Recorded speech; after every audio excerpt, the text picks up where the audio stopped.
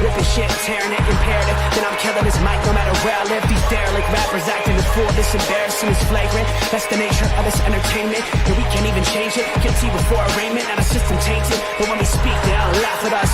And y'all wonder why I'm lacking trust. Try to fight a giant with attorneys that can back them up. That's church versus science, both sides start acting up. I'm late on my assignment, hopping up a mile high, climbing, obviously never silent. New alignment, I'm defiant, cannot describe it. Used to describe it as a young graffiti artist. Before the beard, I always got carded. Hit every bar, even though my bar's been the hardest. The scars on my face, and I ain't always been the smartest. But I'll show you where my heart is. I said I'll show you where my heart is.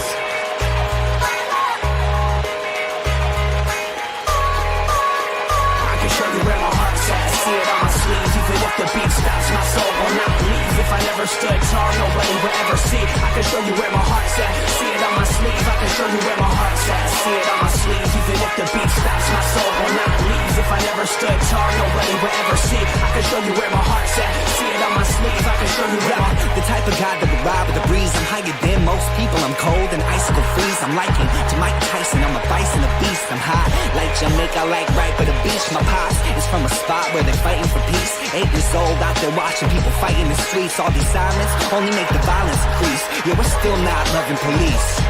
It's that bright young American, nice, dumb, arrogant. Tight on a mic, but he might need a therapist. Heart full of kerosene, head full of fairy tales. Said that you're my homie, you don't know me, but I know you very well. Roll back on some West Coast shit. This whole track is wetter than your dress code kiss. About to hit the track, running on some retro fit. I guess so lit, I guess so bitch, now let's go.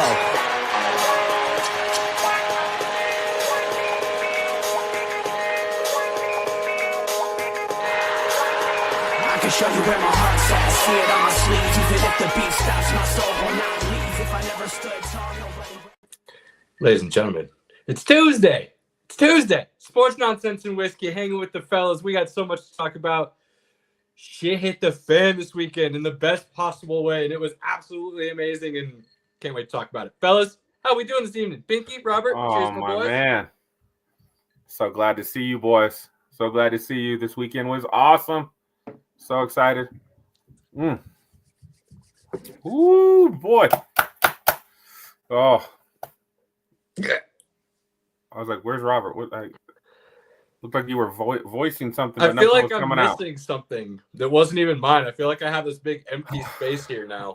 It's right back where it's supposed to be. I know it's just a toy and it's a replica, but there's just something. It just feels right. It just feels right. Just feels right. I wish I was skinny like Robert and I could wear this thing because I would. It's just I'm like, oh, yeah, I need a little bit more. Bro. I can wear my mini one anytime I want. It's great. That's the best part about having a fucking no waste. I'm taking donations, so like if you want to donate, Pinky, I'm happily accepting. I told you I'd be more than happy to donate to you, friend. Find out a way, homie. We'll talk later. Well, but yeah, so Elimination Chamber is not rewatchable on Netflix right now, so I don't know when I'm gonna be able to watch it. Yeah, it is.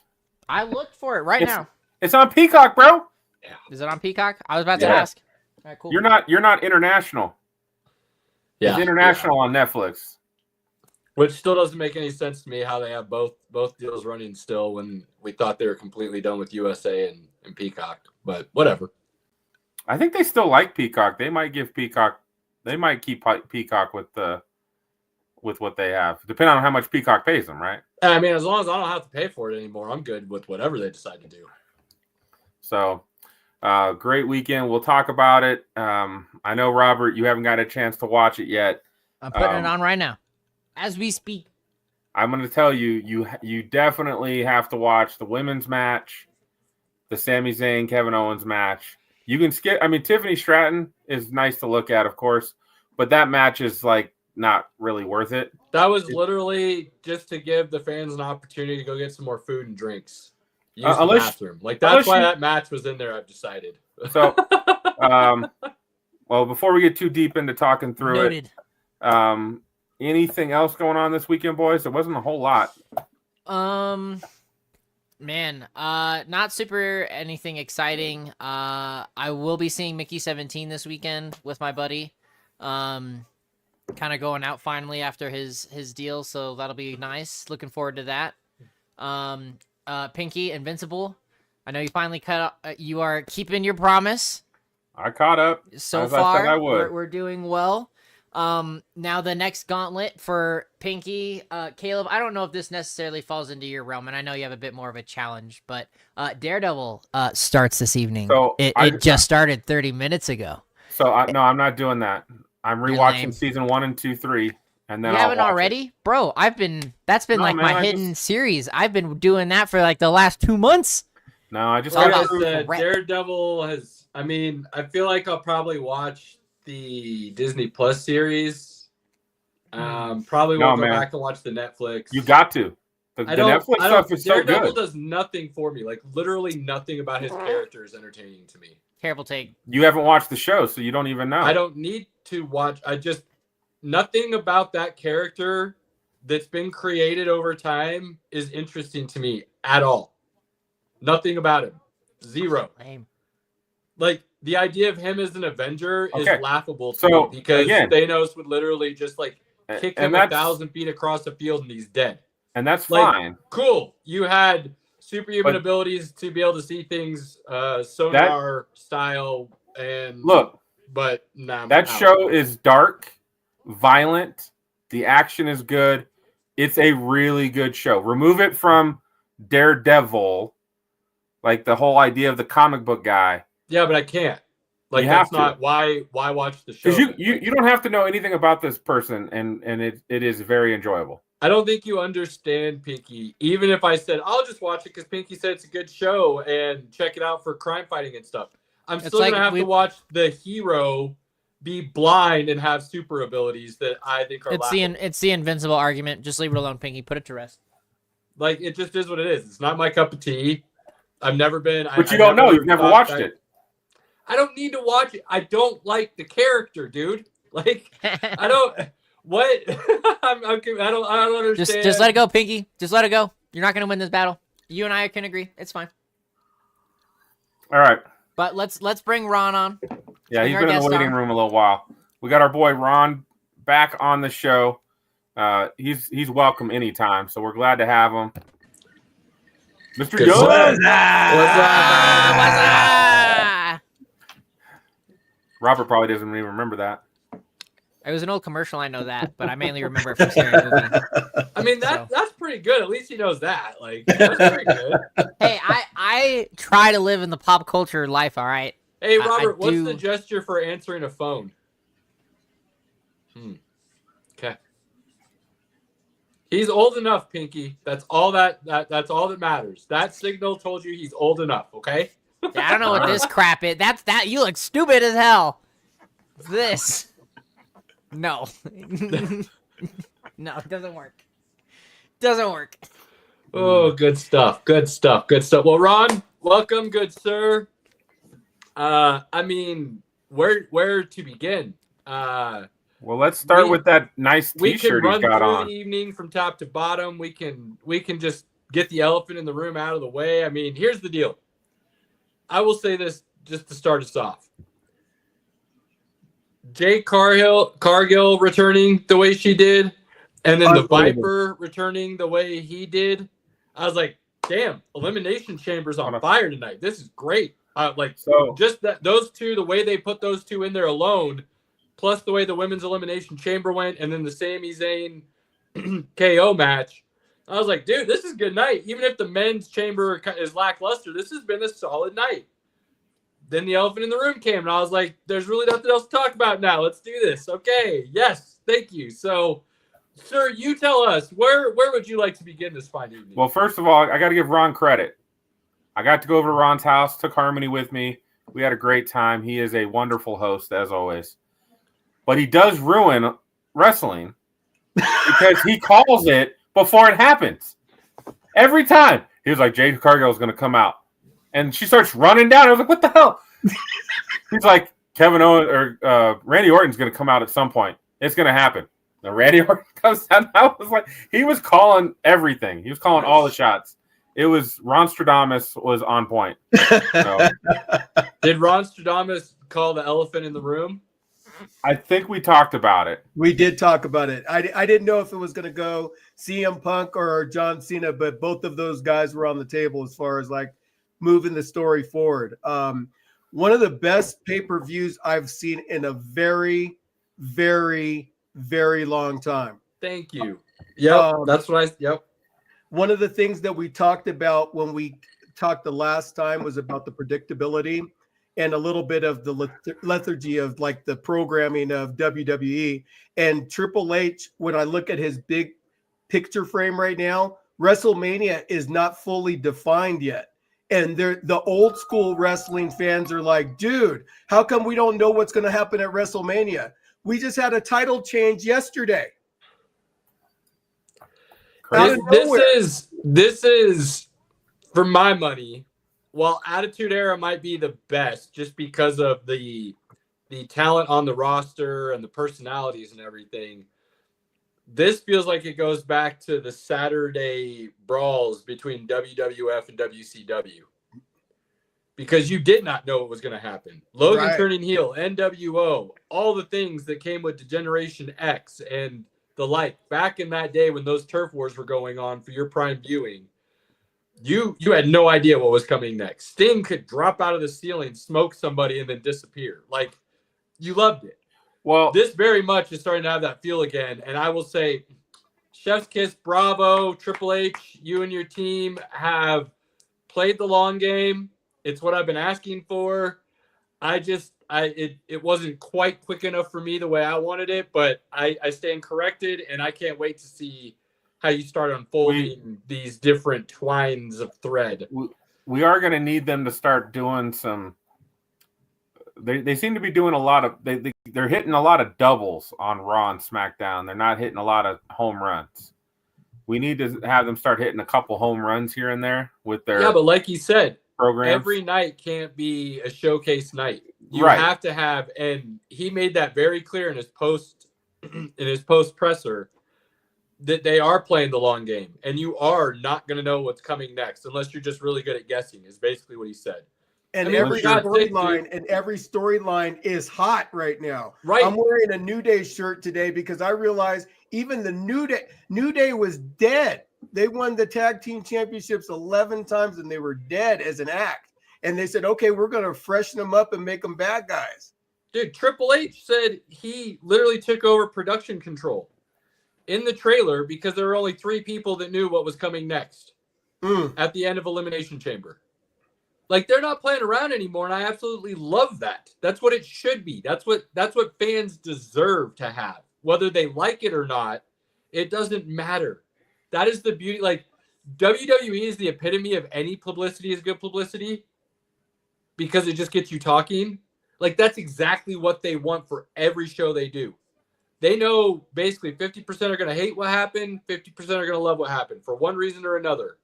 And it's always going to be that way on different sides of every topic for the end of time. And that is their ultimate goal, to walk that line so that they always have that constant controversy with anything you talk about with any fan within, the universe. Cheers on that, bro. That's that. As I wanted to ask Ron something. I'm trying to see if I can get the comments again. What was what video? I posted some videos this weekend about Elimination Chamber. I was a little excited, so I was like, I'll put some videos out. And I had a guy go. He said WWE is gay. If you want to watch combat sports, watch real combat, watch real Muay Thai, watch MMA, hell, even watch Brazilian Jiu-Jitsu or watch actual wrestling. I don't get why people are so into pretend tough guys who cut lame promos. We had a couple more. Him and I went back and forth a little bit more. I was like, I've been watching UFC since the beginning, but there's just something else about wrestling. They're just stories, and it's fun. Like, again, all you have to ever say is, I don't watch it because I think it's real combat sports. I watch it because it's adult drama. It is it is an adult daytime drama. This is General Hospital for adults and kids to all watch and enjoy alike. And it's just entertainment. Like, how many times, Pinky, have we told people, shut up, don't come at us like it's not real. We don't want to hear any of your whining about how we should watch real combat sports. Like, don't give a shit. Keep it to yourself. That's not why we watch it. If you just allow yourself to suspend disbelief for a little bit, it is fun and entertaining to get lost in the disbelief. That's all. Like, damn. You what? Sorry that we're able to do that and you can't. Sorry that shit's on your fun time. Like, whatever, dude. It's crazy that people still act and talk like that. Those are the same people who are running around going, I can't believe grown men play video games. Right. Like, dude, you should learn how to have some fun. Like, Listen, you might be an alcoholic and lonely. Yeah, when you're watching Gun, when you're watching Top Gun, Tom Cruise is not really flying the jet. No, he did not go inverted, good sir. And there were not any MiGs in the air. I apologize. Yeah, you know, the greatest thing that came out of this particular PLE was the fact that, and I don't know if you guys heard this, but I'm about to rock your world if you haven't. Ric Flair came out with a post saying that John Cena will not win his 17th world championship because he worked too damn hard to earn 16. So he'll show up at WrestleMania. That's Ric Flair. Stone Cold Steve Austin said, hey, Cody, if you need some help, I'll be there to help. So all of these Attitude Era and Dinosaur Era wrestlers are coming back into the fold to make this more real, right? Because the compelling story that Ric Flair brings. I was the 16-time kid stealing, wheeling, dealing, jet flying son of a gun. He comes back into WrestleMania. The woos that come through Allegiant Stadium on April 18th or April 19th when that match happens. Incredible, right? Stone Cold, the pop off of that stadium. Incredible. Not to mention John Cena getting booed out of WrestleMania for real. Cody Rhodes, you know, all these different angles that are going to start to happen. Not to mention CM Punk still has this favor that's still hanging over the main event of WrestleMania, right? Triple H is telling a story that is beyond what we ever could have imagined. Hey, let's just get it out of the way now, and then we can talk about real stuff. Ric Flair needs to sit his rootin' tootin' homeboy shooting ass on his fucking love seat and stay on Twitter only, because I don't want to see that. Like, the pictures he posted looked like he could barely stand up, let alone lift the weights he was standing in front of. So, like, nobody needs to see him come out with tennis balls and a walker to the center of the ring. Like, let's not. Stone Cold still looks like he can do enough to throw a stunner or two, drink a beer, and do what he does. So if you want to incorporate that storyline somehow, I wouldn't be terribly upset. But please, God, like, if anything the opening night of Netflix proved to you is the dinosaur era should just stay fossilized at this point. They are in memoriam in our thoughts as far as the universe is concerned. They can be on Twitter talking and stuff, but we don't need them part of any PLEs, Monday Night Raws, or anything of the like. Like, come on, let's be honest. Now, Ron, I think I love Ric Flair, but he's also not the WWE. He's not a 16-time WWE champion. Only John Cena is. So I don't quite count all of Ric Flair's from his. Well, Pinky, any old school wrestling fan knows that WCW and WWF were one and the same because of the amount of times they flipped back and forth. But not all of roster over those years. Well, so we don't look at it as any different. It was just two different shows you got to watch. It's almost that's only like half. Raw and SmackDown now is how we saw it back then. That's only half of his championships. The other half are counted from the regional groups that he was part of when he was still part of the regional shows. Well, that was still kind of WWE, he was a part of the NWA. Or WWF. He was a part of the NWA the entire time, and WCW when he won his titles. Yep. It all morphed into it. This isn't the National Football League where they told the Green Bay Packers to F off. We're not counting anything you did because you were too good, basically. We don't. I know we don't. I'm saying this is not the NFL where we did that. This is wrestling. This is like, think of it like baseball, dude. Like all those records from whatever they consider the modern era, which is like 1898 or something like that. All of those came forward. All of them. And some of that stuff is wild. But it's the same for wrestling. Like, even though some of the names have changed, the entity itself has always been the same. It's just Vince McMahon took it over from his father, who took it over from another guy, and they just kind of upgraded the name and the image along the way. It's not like it was 3 fighting factions the whole time that were going at each other. It was all basically one and the same, is my understanding. And that's why I do think we will get a 17 from John Cena, because I do think they want to put the flag on. He's the W17 time. You're right. It's going to happen, but you're jumping ahead. We're not even there yet. You're already champion. talking about the elephant in the room, and you're like 30 steps ahead of the elephant. We haven't even talked about the elephant. Like, easy. That was Ron's fault. He started talking about WrestleMania already. It was Ron. We're kind of bouncing around. Let's back up a moment here. Let's start with the women's. Okay? Elimination Chamber. It went down. I will start by saying Liv Morgan. Okay? That's twice now. Stay away from my girl. Okay? No, man. Leave my girl alone. You've now eliminated her twice. 2 PLEs in a row. I think that's enough. Okay? Alexa did nothing to you. Just all she did was carry a doll in. Like, calm down, Liv. Like, God dang. Liv is on top of her game, though. Liv is on top of her game. She is. She's that awesome. whip she took was, woo! Oh my gosh. Yeah, that. When are we gonna get Bianca's haircut? Like, that's what I want to know. Like, at some point, that should have happened already. It needs to happen now. Somebody like beats her down and then like literally holds it and just cuts it. Yeah, dude. Old school. That I can't even remember the amount of times people's hair got cut back in the day.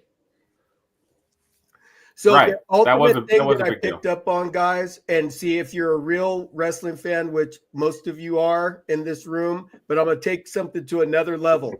So if you notice, Jade came out and she's wearing all black. And Naomi's wearing white, Bianca's wearing white, and all this sort of stuff. So the natural caper is Liv was also wearing white. And Liv was I'm watching it right now. White. So in what's going on is that Triple H is setting up a story arc one way or another. And so his story arc is everybody would naturally assume that Bianca Belair is the person that masterminded this thing. That would be the ultimate outcome. But what if Jade laid herself out and concocted this whole story to make it look like Naomi and Bianca did this? And Pinky's watched me call it. So I'm calling it right now, right here on stage, right now. Okay. But I'll say this. Pinky called Naomi turning heel almost right after this all went down. Which I was like, I like the thought process.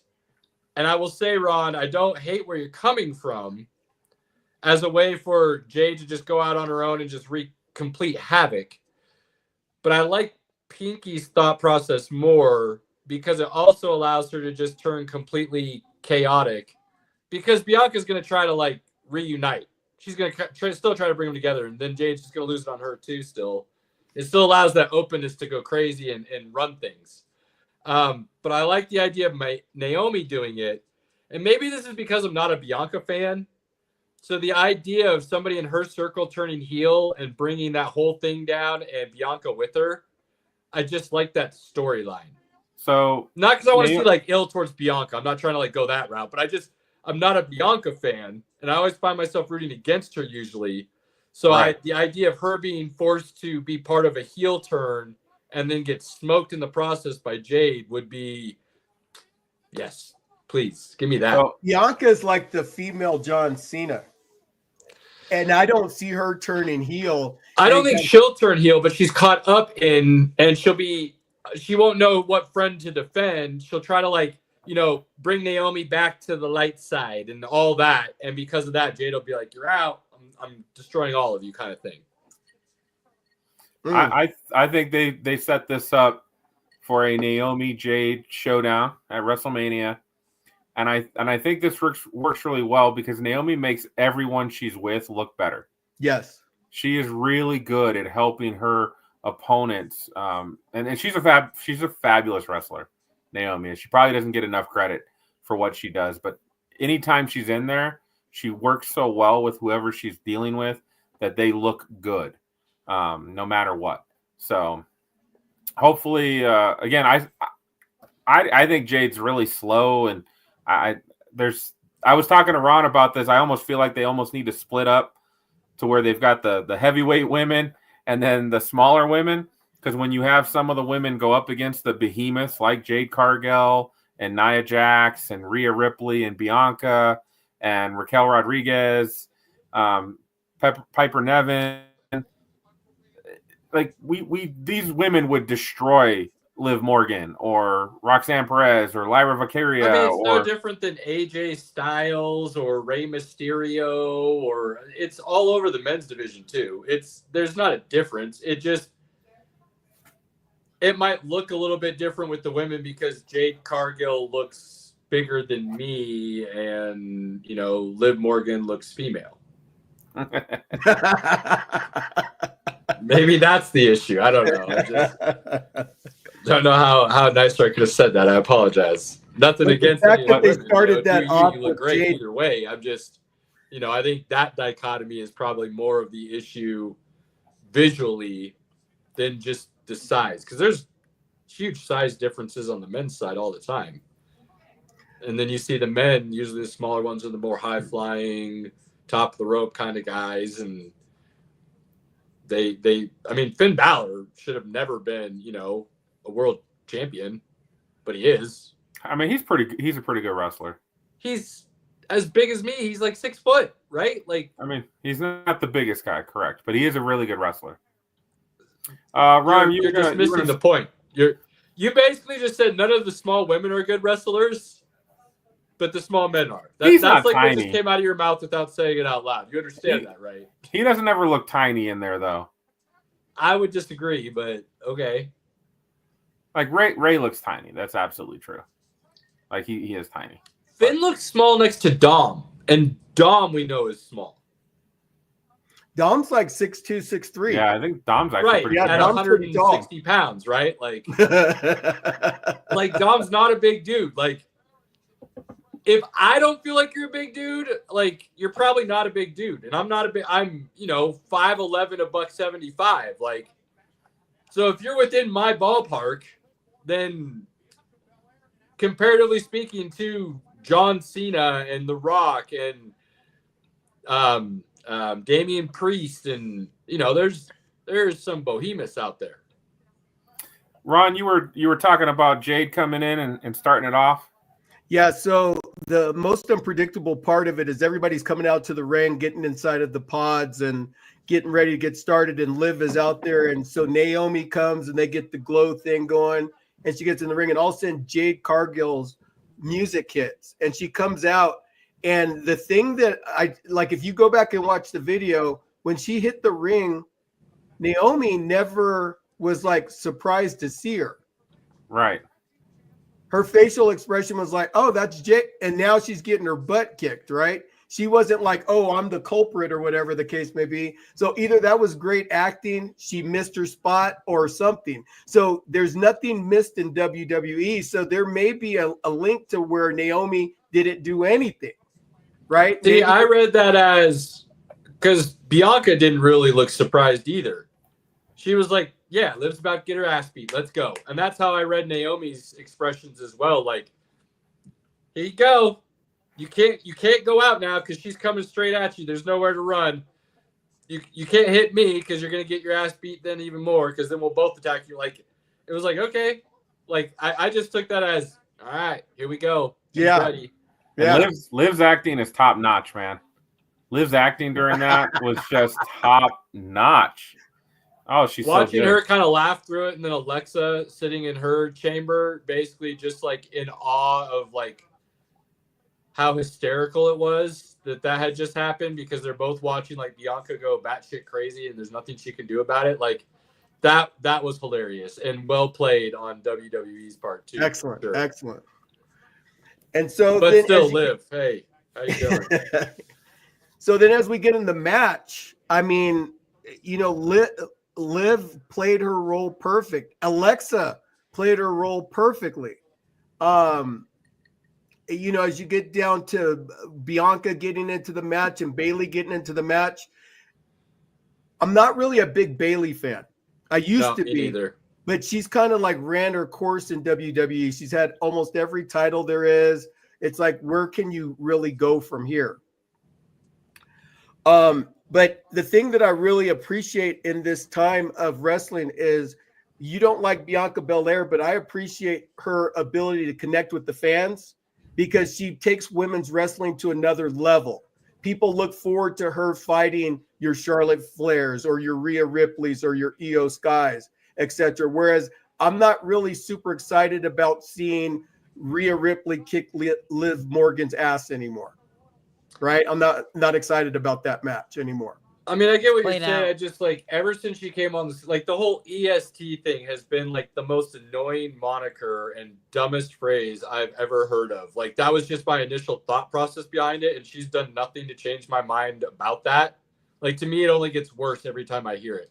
I'm like, oh my god, the EST, like worstest, like the absolute worstest. Is that what we're talking about? Because that's we can spell it that way with an EST for me because it's just bad. Like I can't. She just annoys the hell out of me. Yeah, I don't like it either. I think she's a fantastic wrestler, and I do appreciate talented. Good for her on that end. Like what she does in the ring is against that awesome. But the character they built for her, kind of lame. Just kind of lame, in my opinion. So Alexa and Liv at WrestleMania, because I think that's where they're leading to. What do you guys think about that? I hope so. Alexa gets some revenge. I don't know, man. Liv's on top right now. I don't know.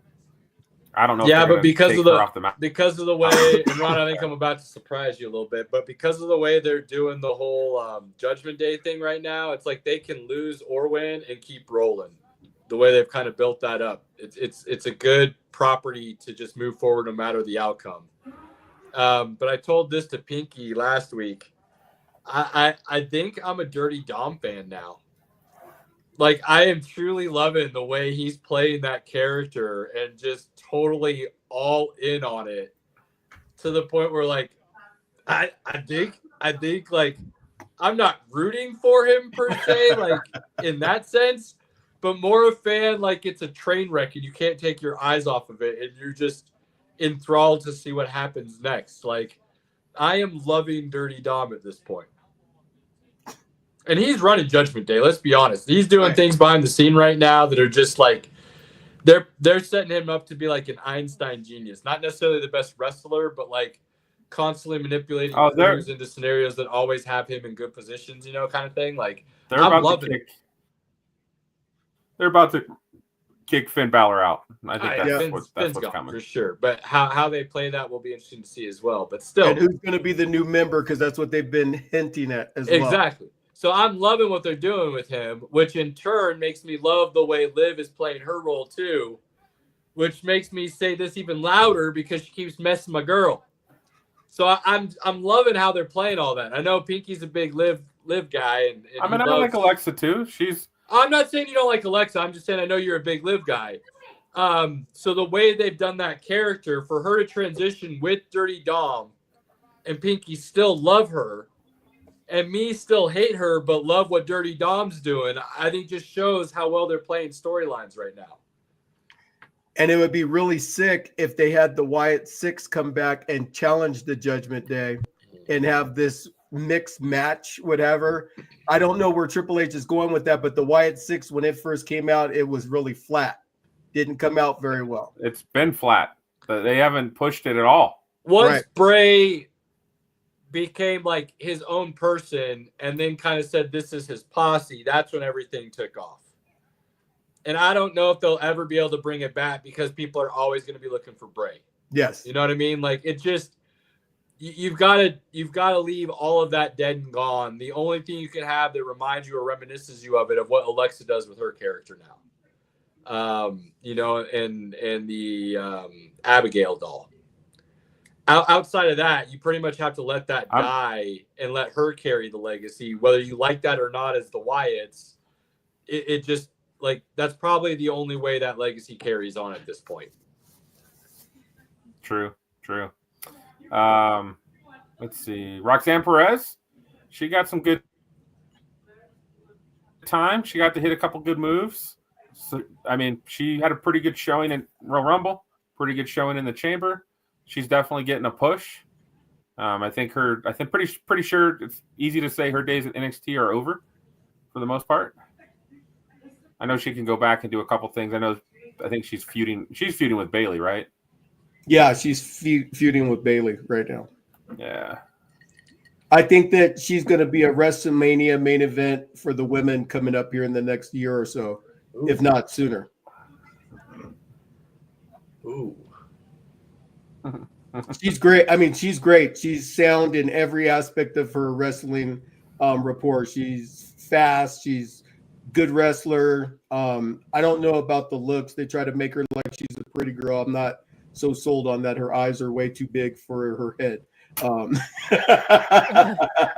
Okay, Shallow Hal. Okay, Shallow Hal. As the man's rocking a Bootios t-shirt. That's right. She's all right. Hey, booty. All right. So, all things considered, how do you feel about the way Elimination Chamber for the women ended, Ron? You know what? It was flawless in my opinion. I mean, from Jade coming in to start the thing, to start the raft, to the wrestling was really good. It was brutal. I mean, the hair whip by Bianca to Liv was outrageous. Liv almost fell off of if you watch back on the cell when she's holding on to it, she hit it and she started wanting to run because that was like, you beat my ass with one hair whip, right? And she wore that mark. I mean, Proudly. she still got it. That's how hard that thing hit. Like, you'll see it, Rob. She hits her with that, and it's nasty. It's vicious. You could hear Alexa it. just came out. You could hear it. It was wickedly bad. So Bianca, let's end the women's conversation and move towards Sammy and KO match with this, Ron. Where do you see Bianca going as far as her opportunity to choose one or the other for her match?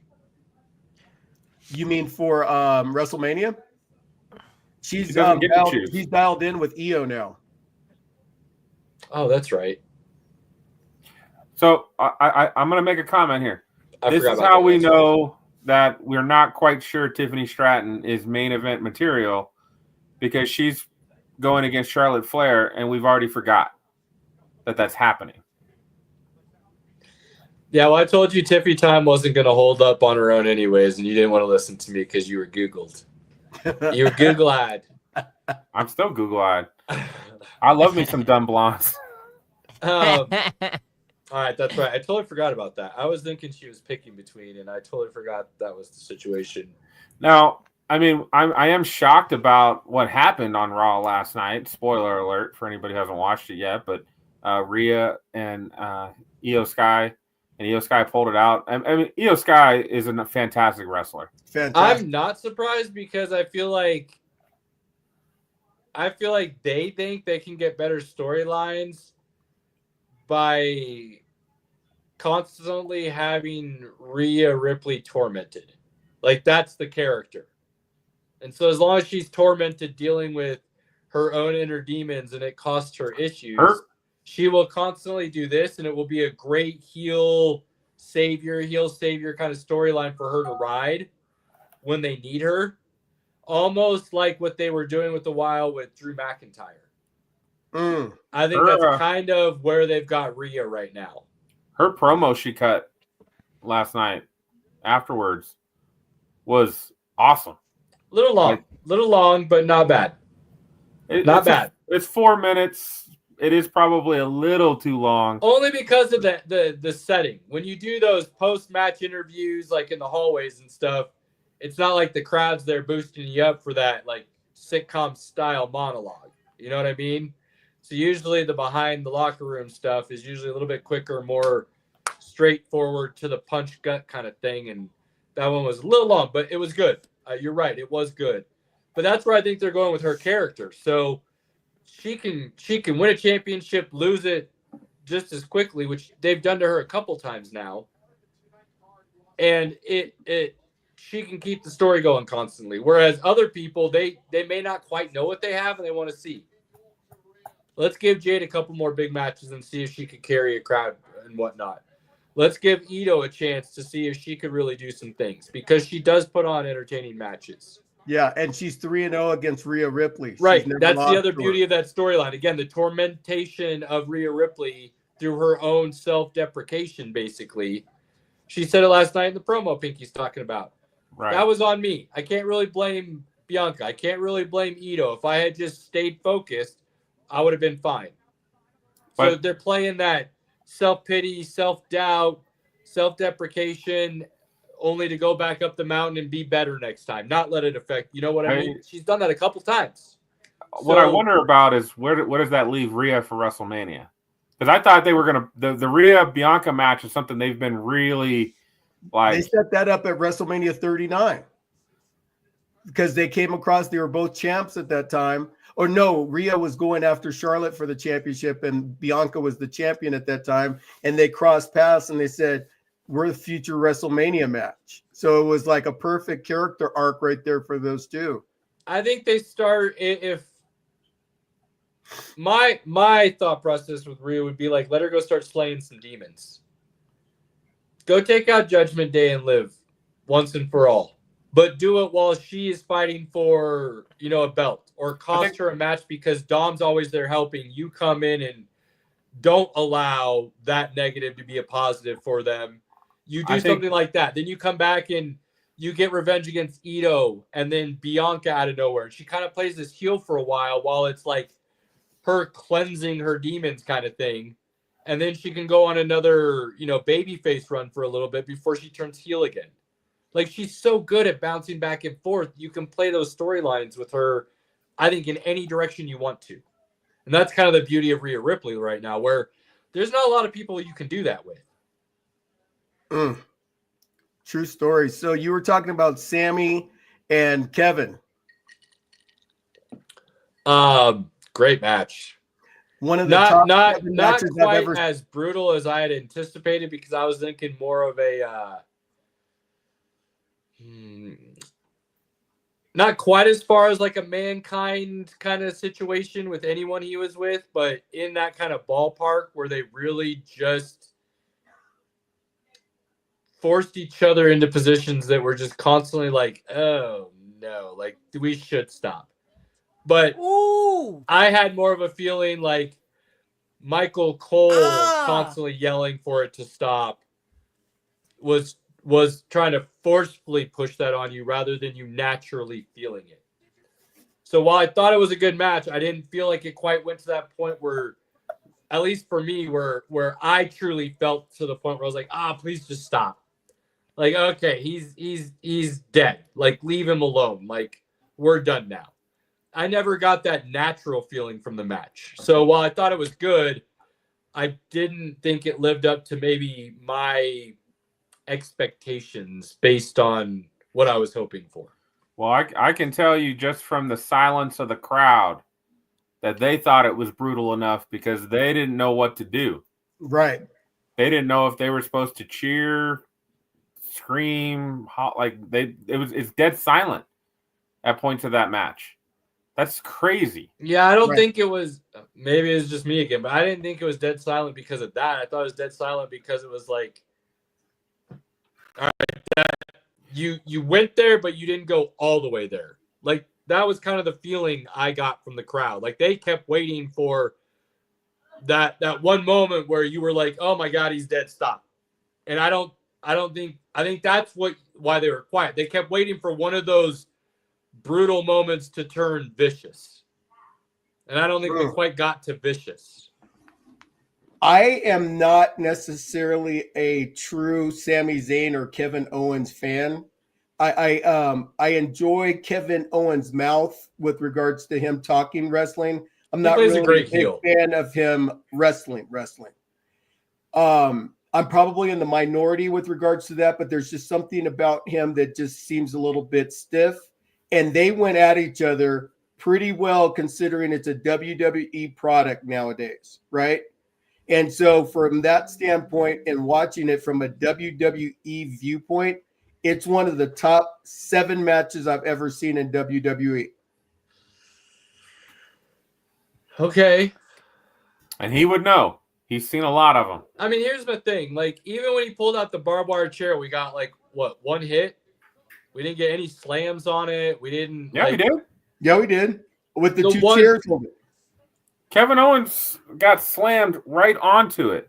And Oh, he did tore forget up his that. arm. He put him too. between the 2 chairs, right? He said, Yeah, and he's bleeding from both of his arms. Yeah, we did get Now, that. we didn't get any of the barbed wire chair to the head or the face, cutting up the face or anything Well, like that. no, that's what it was. Now I remember why I was thinking that. Because it did hit him in the face, and there was no mark from it. When he got hit, slammed, and his face went into the chair, and nothing happened. I mean, he kept holding it, but no blood was coming down. It went there, but not all the way there. It was brutal, but not vicious. It was like the way they were talking. I was expecting to see one of those epic, no holds bar, no rules matches where you get the guys bleeding and somebody's leaving in one of the stretcher kind of things. You know what I mean? Like I was expecting one of those that one types of chick matches. left in the We just stretcher didn't like get it. 5 minutes in. Right. Yeah. Good call, Robert. What did you say? He said Naomi just left on a stretcher. He's Well, that was at watching the it right now. beginning. That was at the beginning. No, I just saw Liv get whipped, and that was that. Ow! Damn! You can just hear it. Like, oh, I mean, I heard it with these headphones on. Yeah. And it's not loud. So again, I thought it was a really good match. I still really enjoyed it. It just, because of the way they built it up, I was expecting that type of old school, match where you really truly saw somebody not come back. And at the end of this match, I didn't walk away thinking, oh, Sammy's career is done. Like, I didn't walk away from it thinking that. And in one of those types of matches back in the day, that was definitely the thought you were going to have at the end. Caleb's a true psychopath. He was like, hey, the guy's not dead. This doesn't count. I'm not counting this as a great match. I've seen Mankind thrown off the top of a cell. Right. So That's the thing, though. Right. And if you're going to talk the way they talked about, I don't think the thing that Sammy said something along the lines of the thing that hurts me the most is I don't think your family's ever going to forgive me for what I'm about to do to you kind of thing. And they went back and forth with talk like that the whole time. If you're going to talk like that, then I want to see a match that lives up to it. And I didn't get that in my opinion. So I'll give it like a 7 out of 10, and I was expecting a 9 at minimum. So I'm gonna tell you this. I think, again, growing up in the Attitude Era, seeing Mankind, seeing ECW, seeing those things that were absolutely brutal, and then again we've kind of gone PG for a long time. To me, that was the closest thing we've gotten to that kind of brutality, and that's where I can give it its flowers. Of, hey, that's a really great match. They went pretty far. I don't know how. For me, I'm giving Kevin Owens all the flowers. So I'm like, he just had a crazy ass match with Cody Rhodes. He just had a crazy ass ladder match at Royal Rumble, right? Yeah, February 1st. I mean, that he's definitely put his body on the line in the last month, which I don't know where he goes from here. Hopefully he doesn't do another crazy match like that with Randy Orton. I don't think Randy Orton's ass can handle that type of a match. No. So, I thought this was a really fun, great match. Talking about it with Ron, the crowd was silent, which to me made it seem like they didn't know. That to me was the sign that it was brutal enough, because the crowd didn't know if they were supposed to be cheering or not. Yeah, I think they just got different feelings for why they were quiet. Like, I felt it was always like, is it going to happen? Is it going to happen? It's not going to happen. Is it going to happen? Is it going to happen? It's not going to happen. Like, that's the feeling I got, where you're thinking it was like, well, and I look back to WrestleMania 40 last year when you had The Rock and Cody and Roman and Seth, and they were going all around the arena. And again, the crowd was always cheering, even though they were doing some pretty brutal things to each other, because it was just a brawl. There wasn't any wrestling in that match. But you know what, though? It was dead silent in the link that night when they were fighting all outside the crowd because it was freezing outside. Yeah. And again, bad mistake made, not considering the time of year when you were doing that there. But still, so yeah. And I think also like Sami Zayn's been done for like 3 years and somehow he's still around. I don't understand the point of him in any capacity being part of any of the shows. Like, to me, he doesn't add or bring anything to it. So maybe that's the other reason I didn't have a lot invested in this match when it didn't live up to just an all-out brawl the way I was expecting it to. So because I also like don't think Sami does anything. So I think I would disagree with you on that point. I just think that Sami Zayn is one of the few wrestlers that most of America could like understand and get. He seems like a working man. He seems like the everyday guy. He's not tremendously good looking. He's not all ripped out and buff. Like, he's just that guy that looks like all of us. And that's why I think people connect with him because of that, because he's the everyday guy. That's where I think he gets his connection. I agree. Like, I enjoy Sami's matches, but if he was there, if he wasn't there, I'm not really impacted. But I do enjoy him when he's wrestling. And he will be a future world heavyweight champion because he's going to get his flowers one day. I promise you that. Yeah, he'll get it He'll get it. It might be short. He'll get it for sure. It'll be a short reign. And how I look at it happening is something strange or crazy is going to happen to where Jey Uso wins the belt and they're going to bring the bloodline back in some form or fashion. And Sami Zayn is going to defeat the bloodline to be the final nail in the coffin kind of thing. Something like that weird is going to happen. You heard it here first. I write personally for Triple H. So no, I'm just kidding. Ron Stradamus over here. All right, let's move into the men's elimination chamber because that leads directly into the elephant in the room, and we need to discuss that. So, starting off, this had probably, and I think they mentioned it multiple times, there was more star power in this elimination chamber match than pretty much any elimination chamber match ever. Yeah. Like, every single guy in there, I think every single guy in there has had the belt. Except for Logan Paul. Which he will have the belt eventually, without a doubt. God, they were so good. So good. And again, I Liv took got robbed. What? Liv got robbed, in my opinion. Nah, man, it was clean. It was clean. So, I want to say I like the lead up they did on SmackDown, where again I showed it to you. I think I talked to you guys all about it. Drew McIntyre comes out, talks some trash. Damian Priest comes out, talks some trash. Then CM Punk comes out, talks some trash. And then Cena's music hits, and Logan Paul comes out. Oh, I loved it. And then Logan Paul killed them all on the mic. Killed them all. That guy's going places. And then one of my favorite parts of the night, crowd's booing Logan Paul. He turns around. He's walking down, turns around, goes, grabs an American flag, and then comes back down the block. Wait a minute. We didn't talk about the biggest elephant in the room. Wait a minute. Canada booed the United States of the national anthem. Dude, did you know that Pat McAfee had to go on his show and apologize for his rant? And really? I was like, F that, Pat. Like, he basically went on his show and explained, like, hey, I got offended because you're booing my country's national anthem. And I didn't think it should be like that. We should all be friends. And I was like, yeah, but we're kind of jerks too. So if we're in America, we're going to boo the Canadian anthem because that's who we are. I get it. I think his comments were valid. It shows he has passion for his country. Them booing shows they have passion for their country. I don't have a problem with any of it. I don't know why he had to apologize. I thought that was dumb. It all started from the Four Nations hockey tournament, Ron. Yeah. You're familiar with that? Were you aware of that? I'm not familiar with it. So the Four Nations hockey tournament, it just happened this year for the first time, put on by the NHL instead of their All-Star weekend. America, Canada, Finland, and Sweden, if I'm remembering right, were the 4 teams. Or maybe it was Norway and Sweden. Either way, four teams, two Northern Icelandic type teams, and then Canada and America. Well, this is kicking off right after Trump gets inaugurated, basically, and then comes out and talks about Canada being the 51st state and all of that. The opening game is USA versus Canada in Canada.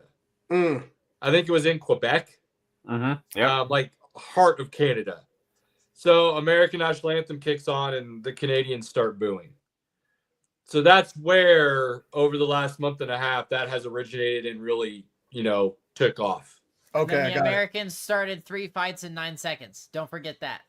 Yes, they did. The Americans then whooped some ass on the Canadian players for their fans booing the national anthem. It was quite amazing. Feel free to go watch the videos because you'll absolutely love it. Awesome. Okay. Yeah, quite. The Kachuk brothers basically throw down gloves as soon as the refs drop the puck and then just start whooping ass. And then another American player tries to come in and join, and he kind of gets himself roughed up, unfortunately, but still put himself out there, right?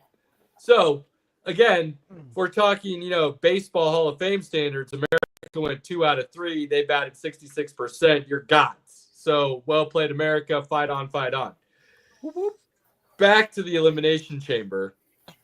That's why Logan Paul pulled that move and why the booing of the national anthem and everything is kind of a thing right now within sports entertainment and the like.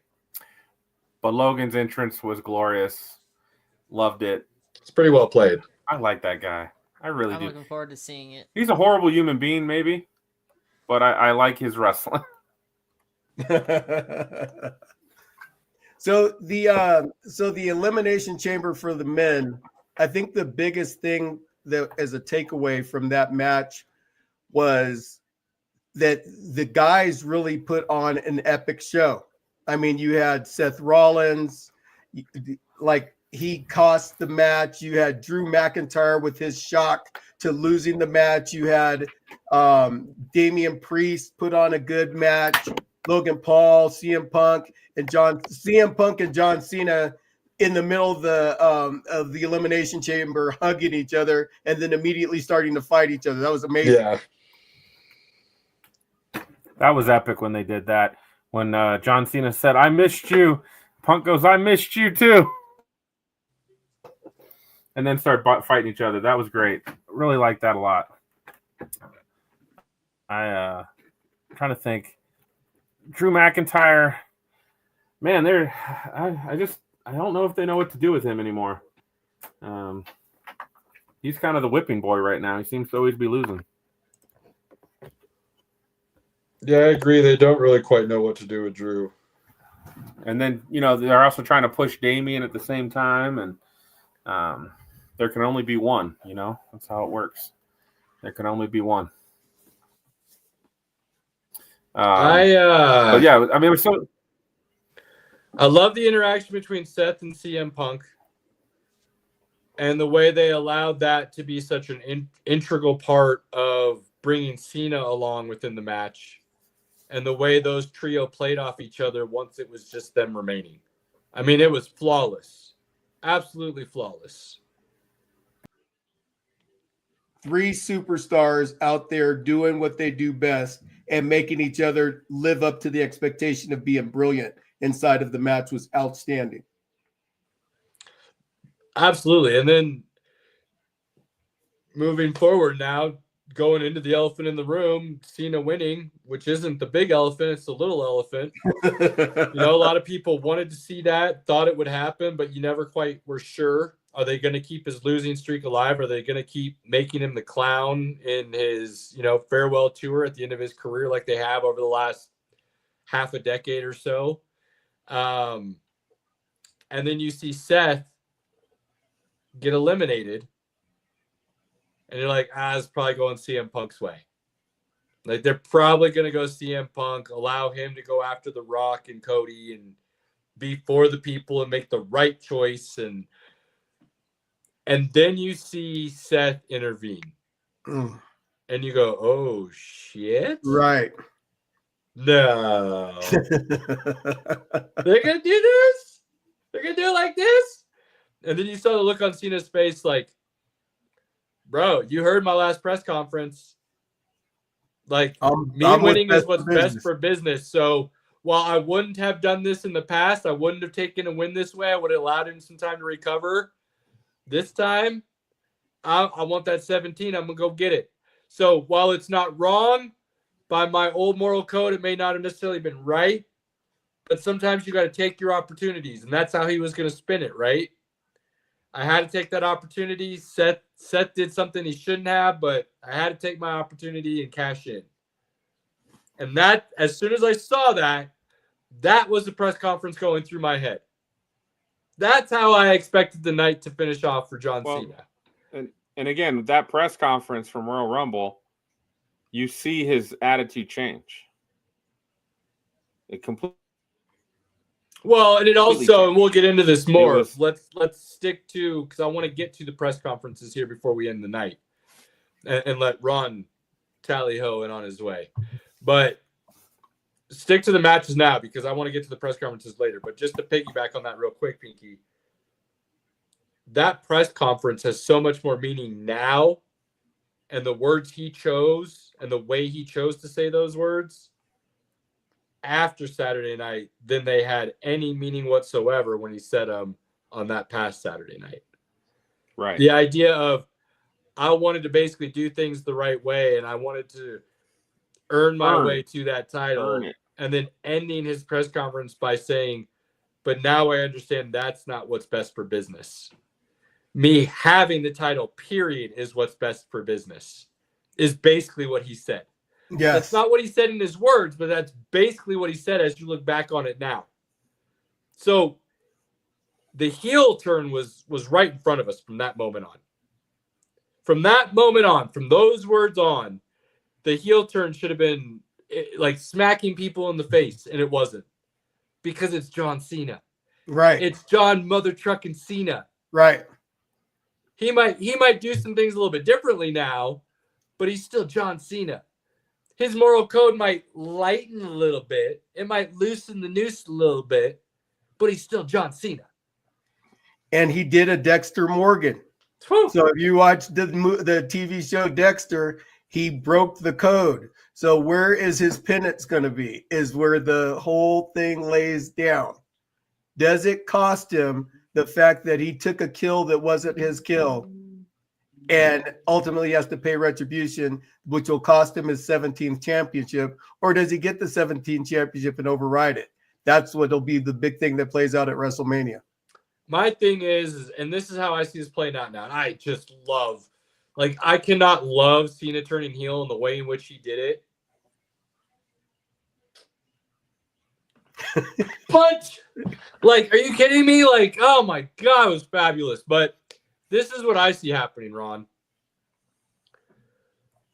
He wins 17, and the rest of his farewell tour is the weight of what it cost him to get 17. Ooh. And how he then redeems himself back to babyface before he retires. Because John Cena can't retire as a heel.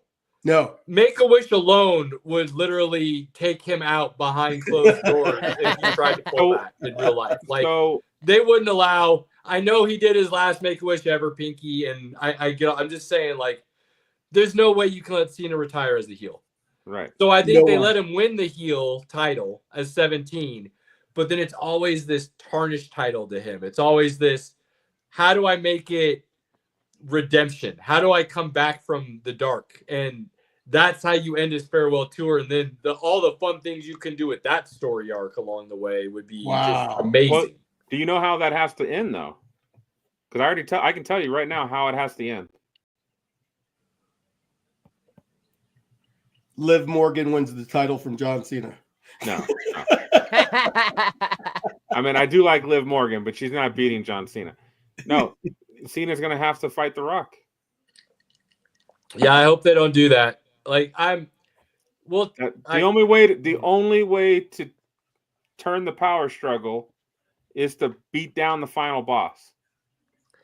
The final boss is a whole nother like ick for me, and it's the only thing that I don't like that's going right now. And I made it, and I talked to you about this a couple weeks ago, Pinky, and I'll say more when we talk press conferences here in a second. But what The Rock said in his presser after about the final boss made me dislike the final boss even more.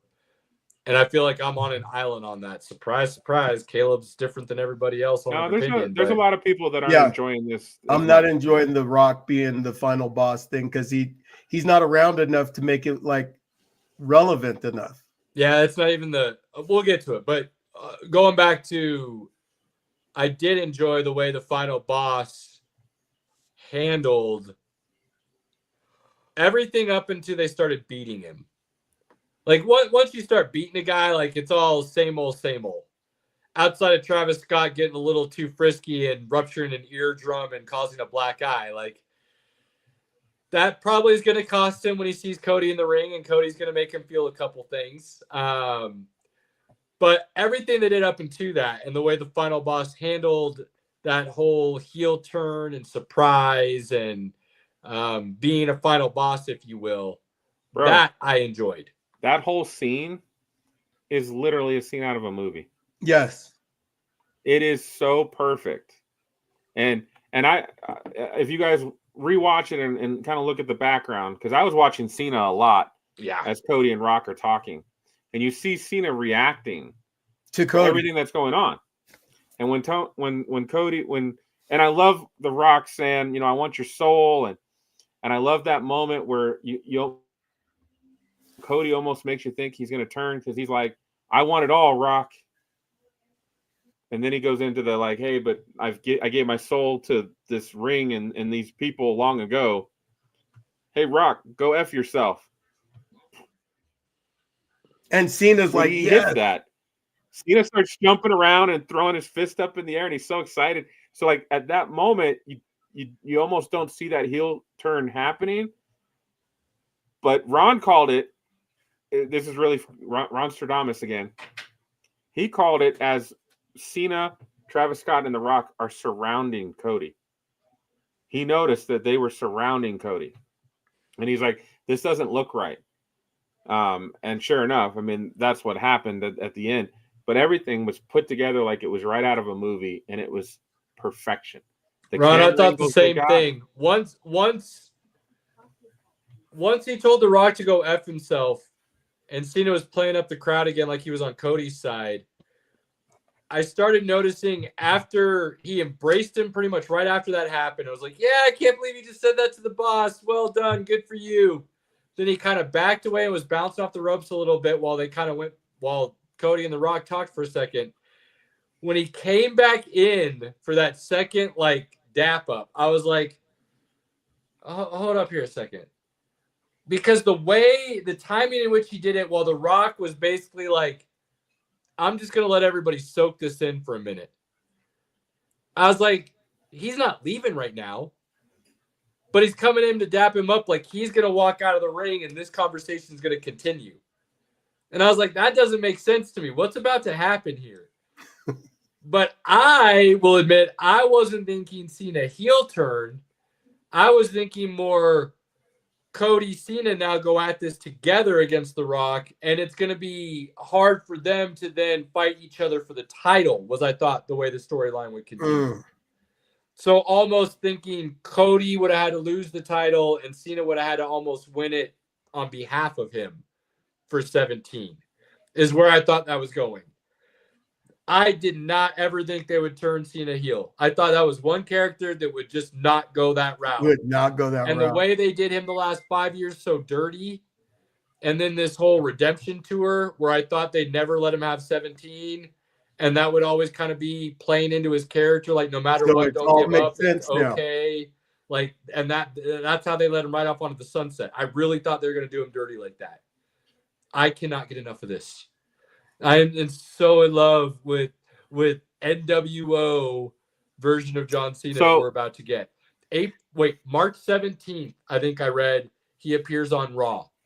He's on 3 weeks in a row starting March 17th. But March 17th is his first appearance. In Europe, yeah. Plan on a brand new outfit and a brand new theme song. Yes. And I cannot wait to see. Yo, anybody who thought John Cena couldn't act and didn't enjoy Peacemaker, if you don't enjoy this, then you just you're just a sour, evil, terrible, wannabe, miserable person, because this is about to be epically fun. Epically Yeah, fun. no. Gentlemen, season 2. gentlemen, I got to scoot. I love you guys. You guys are my folks. Ron, and love you, everything man. that. As the nature boy would say, sitting on the couch. I got you, my guy. I just wanted to give it a chance to breathe. See you guys later. Love you guys. Good, Ron. Pleasure, my guy. I was going to ask Ron before he left, but I know he said he had about an hour. There's been so much talk this week about this being the greatest. It's the greatest WWE heel turn, but I don't know if it's more of a heel turn than Hogan. It's more of a heel turn than Hogan. I don't know. Based on where Hogan was at when he did the heel turn, it was a surprise, but he was still kind of active, kind of not. John Cena had, like, he's done. Like, everybody's thinking he is done. And so the farewell tour was literally just him coming out and giving the peace sign and running away. Like, there was no chance that this was going to be more than just a couple appearances. Now there's a storyline. He is committed. He is involved. He is, like, this is absurd. Like, his image was solidified. Hogan was kind of still in the middle of his career, if you will. Back end, but middle. Cena was done. Yeah. And they're completely like wiping out his entire image. It's crazy. Look at what you're wearing. Also, like, you're not going to be able to wear that in 3 weeks. I'm wearing it all the time, baby. Dude. I love Cena. Cena heel is perfect. Yeah, I still think Hogan's heel turn, where it does make complete sense where he was. His character was pretty much dead. They needed to revitalize his image. So, like, what happened made sense, but it was such a shock to the system that they feared for their lives. There was trash that filled up all in the ring when that happened. Like, the people revolted, and like security had to be doubled just to like make sure. They did, but again, different times of what you could do in arenas and stuff. Dude, have you seen all the videos of little children losing their shit? Oh yeah, I've seen it. I love it. I love it. That's why I'm saying, though, this is when Hogan heel turned, it was grown men having to come to terms with it and like it or not. This is so bad. It's parents having to console children for the next week. So here's the other thing, though. Part of me also feels like, again, this comes back to that recency bias. This Sami Zayn match is wild. They just bent a freaking chair in half. Holy dude, crap. It's crazy. Dude, it's the crazy. Whole crowd is freaking out. I love Robert just sitting here smiling. I know. While he's watching, because I'm like, yeah, this is how we felt on Saturday. Yeah. Like, this was great. He gets to watch it and listen to our dumbass running commentary. So I'm sorry. I had stuff going on and I love work it, dude. late. I told so you like, no, I have to play catch up hardcore. So yeah, Pinky, I hear what you're saying. I think people are kind of split. Some are kind of on my side, some are kind of on your side. I don't think you can go wrong either way. This is the greatest WWE heel turn, though, because that was WCW. So this is the greatest. When he did NWO, it was at that time. Yeah, it's just crazy. Just so money. No, I cannot wait to see what the next 49 days. Well, it's less than 49 now, but what the next 49 days hold leading up to WrestleMania and how they play out these storylines. Because, like I said, up until that happened, I had already said it was a great elimination chamber, just with Jake Cardio coming back and the way they brought the Viper out, and then both elimination chambers were great. Like, I was like, this is good. We're going. Cena being in the main event and everything. If I literally had like a mysterious like $5,000 hit my bank account, I would buy WrestleMania tickets and I'd be there. Oh, dude, I know. And then, just so many things. I will end on this real quick. A couple things that I love and we kind of touched off, and I'll keep them high level since I know there's other things we want to move on to. But what the fuck? Under the ring, Robert. There's Triple H talking about how they are playing the long game now with storytelling, and they do want it to be so nobody knows what's coming next. I'm back, Pinky. I'm back. My sabbatical's over. I love to hear it. And he lived up to it with the last couple PLEs that they've done, especially with the way they handle Elimination Chamber. I mean, Cena turning heel alone would have brought me back, but the way in which they did it was really, really well done. Cena coming in and doing his presser and literally taking the mic off the stand, holding it up to his face, and then holding it out in the air, dropping it, and walking away, and saying nothing, giving nothing, doing nothing. Again, brilliant. The Rock. While I thought he had a great presser, I think I did not like the way he explained the final boss, because it almost makes it seem like he's bigger than everyone. So like he's above the business is what it felt like to me. So he basically said, Binky, because I know you didn't see it. Yes, I did. Oh, you did? I thought you told me you didn't get a chance to watch it. No, I watched all the press conference. I just waited till afterwards. But the way he said, basically, the final boss is above any regular wrestling trope. He can be a heel, he can be a baby face. I can do whatever I want, and it doesn't matter. Like, I didn't like that because he's not around enough to flesh that out. So to me, it's always going to be a clumsy character arc. And that was disappointing for me. So, I liked hearing he's very much involved with Triple H.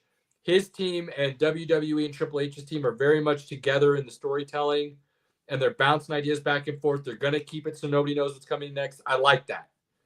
But the way he explained the final boss to me means you need to be around a lot to flesh that out so that we can really see a heel and a baby face at all times acting in their own best interest, and that's it. And we're not going to get to see that. So I think it's a completely flat, worthless character then. You could just be Vince McMahon. That's basically what he is. And that's kind of a letdown, for me at least.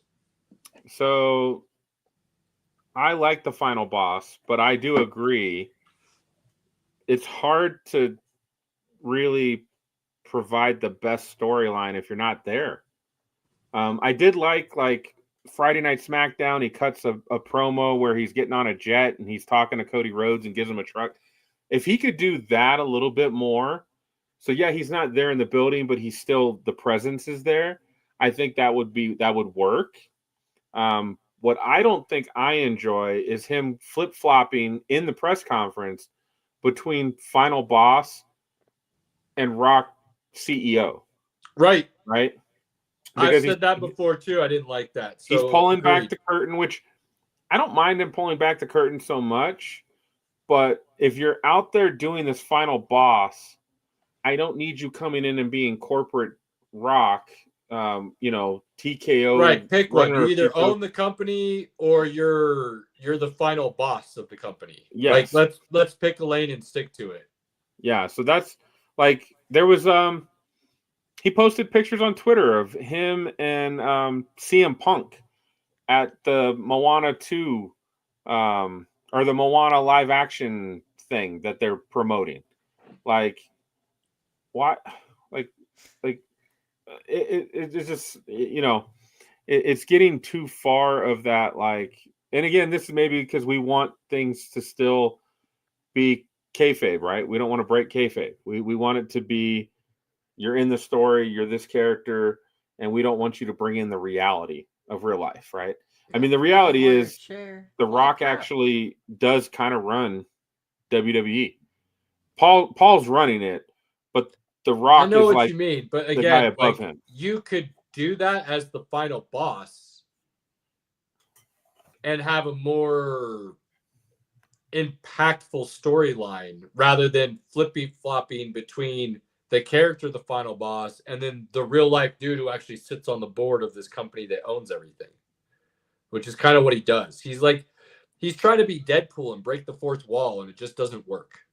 Like, that's kind of what it feels like. So that was a big letdown for me. I don't know if he can do anything that brings me back and recovers that. His in-ring work has still been fabulous. There is still maybe nobody else as good on the mic as The Rock. And so I'm still going to enjoy that part of it. But for me, I'd like him to stop doing press conferences as two people.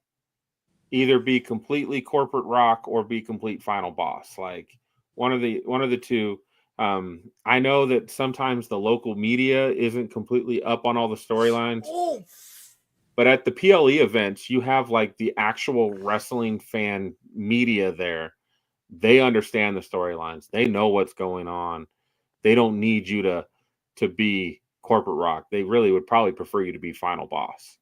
So that was unfortunate, but still, end of the day, it was fantastic. Cena turning heel is just, it's such an amazing talking point. I'm almost sad that technically, at least from what he says, he's done at the end of the year. Wrestling anyways. So, we're how much more are we going to get, right? I would not be surprised if because of this move, we get Cena through next year's WrestleMania. And that is his last official appearance.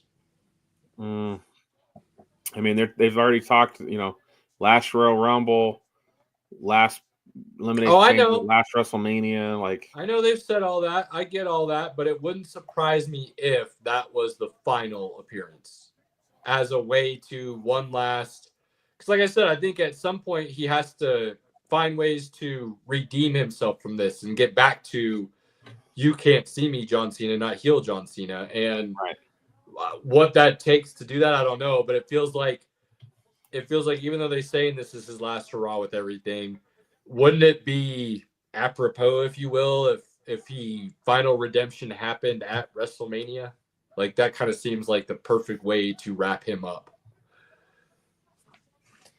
Maybe that's wishful thinking. Maybe that's too much. But I did enjoy. I actually think the women's Elimination Chamber match was a little bit better overall than the men's. I just thought the men's, we got kind of what we wanted from it. And again, the stars were all there. From the actual match itself, the women's match was a lot better overall, in my opinion. I mean, we got to see attitude adjustment from John Cena. Gave everybody an attitude adjustment. CM Punk got everybody's finisher. Like everybody knocked on CM Punk. Yeah, and then he went through and did everybody's finisher. Right. So all in all, really good PLE. Excited to see what they bring over the next 49 days between Raw, SmackDown, and then into WrestleMania. So it'll be fun. It will be fun. Absolutely. All right. Moving along real quick before we talk some football, Pinky, to end the night. I'm going to do a quick bullet point, fastest 3 minutes, Chris Berman style kind of thing on the NBA real quick. If you will allow me a little bit of grace here. You got it, baby. The Dallas Mavericks have officially, probably most likely, just been locked in as the worst trade in all of North American sports history, with Kyrie going down last night with an ACL injury and out for the season. That most likely means Anthony Davis is now out for the season. They probably won't bring him back. Their other two forwards, and Gafford and Lively, are out. Injuries abound. Kyrie comes back. If he comes back next season at all, he's still going to be recovering. He'll be 34. AD is 32 next year. Street clothes. Anthony Davis, street clothes Davis, will be 32 next year and has an injury history. Kyrie Irving will be 34 with an injury history.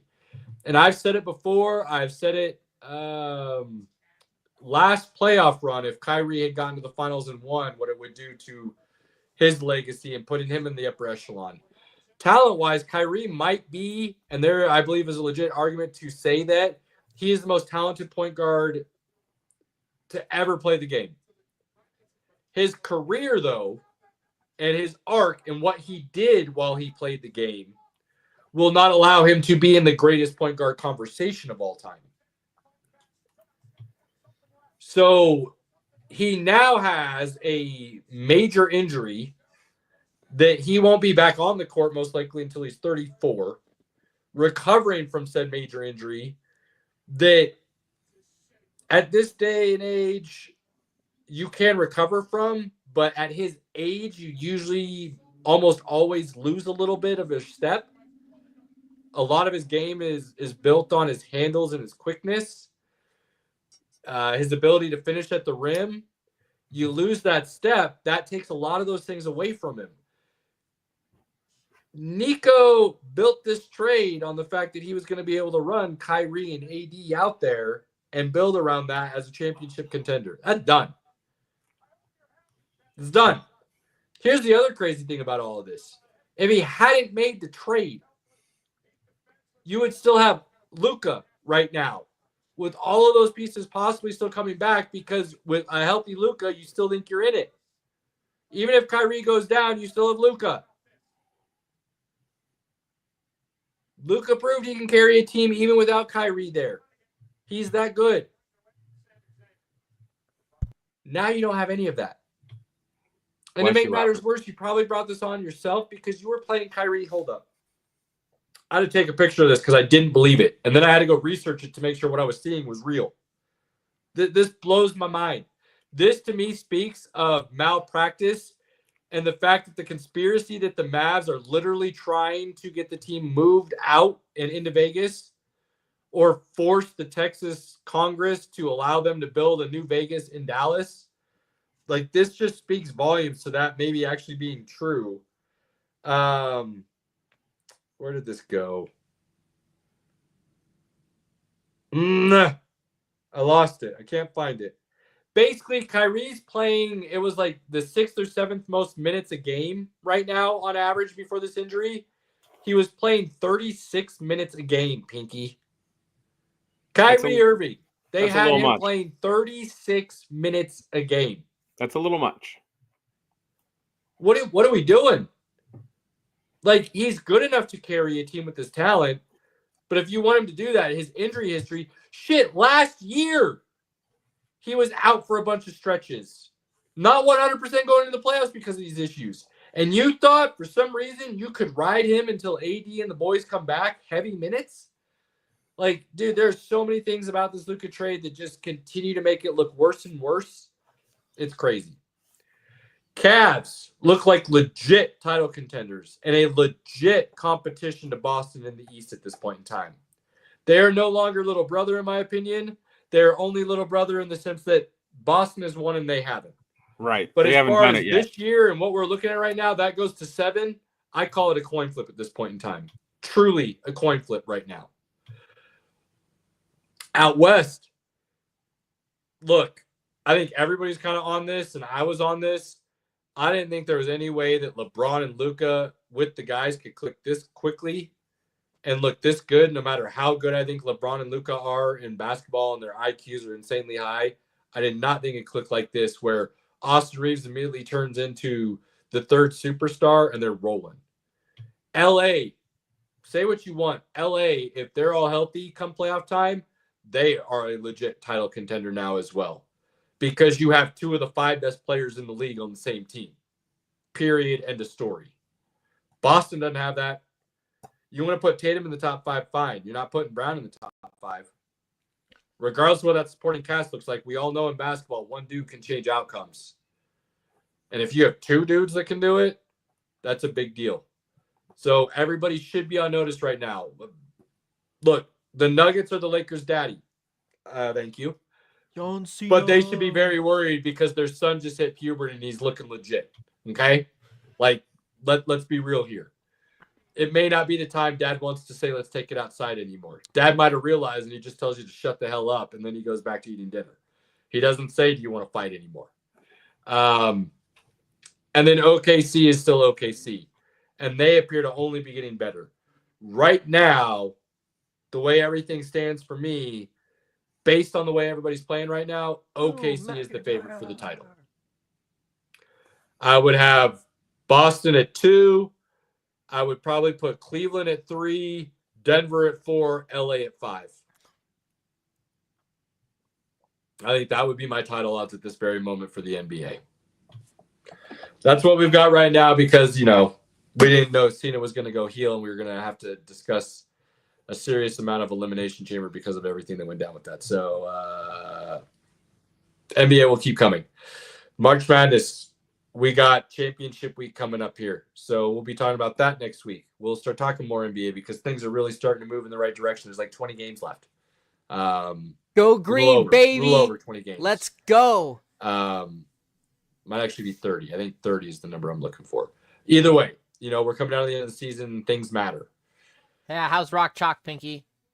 You about as good as my UNC heels are doing right now. So not good. Sparty on. I mean, they're baby. better than both our teams, but You- they don't you- have a realistic yeah. shot to run the tables. So. You keep saying that, and then they get knocked out in the first round. I'm gonna let you have it, baby. Did you see I'm the gonna let you have DraftKings it. odds for them As right you now? should, Pinky, but the likelihood of a Tom Izzo team getting knocked out in the first round is slim to absolutely fucking none. Absolutely. We'll see. It's kind of how he rolls. So we'll start talking more about those things. I mean, I know we haven't talked a lot of basketball, and that's my fault. Cooper Flag is Pinky laughed at me. He still probably doesn't believe it. But he's gonna have to start He keeps getting better. moving towards it. Cooper Flag is the best player. He in the keeps country. getting better, and hopefully the Mavs are hoping that they can suck bad enough to get themselves just enough lottery balls to win that one. Cooper Flag is so good.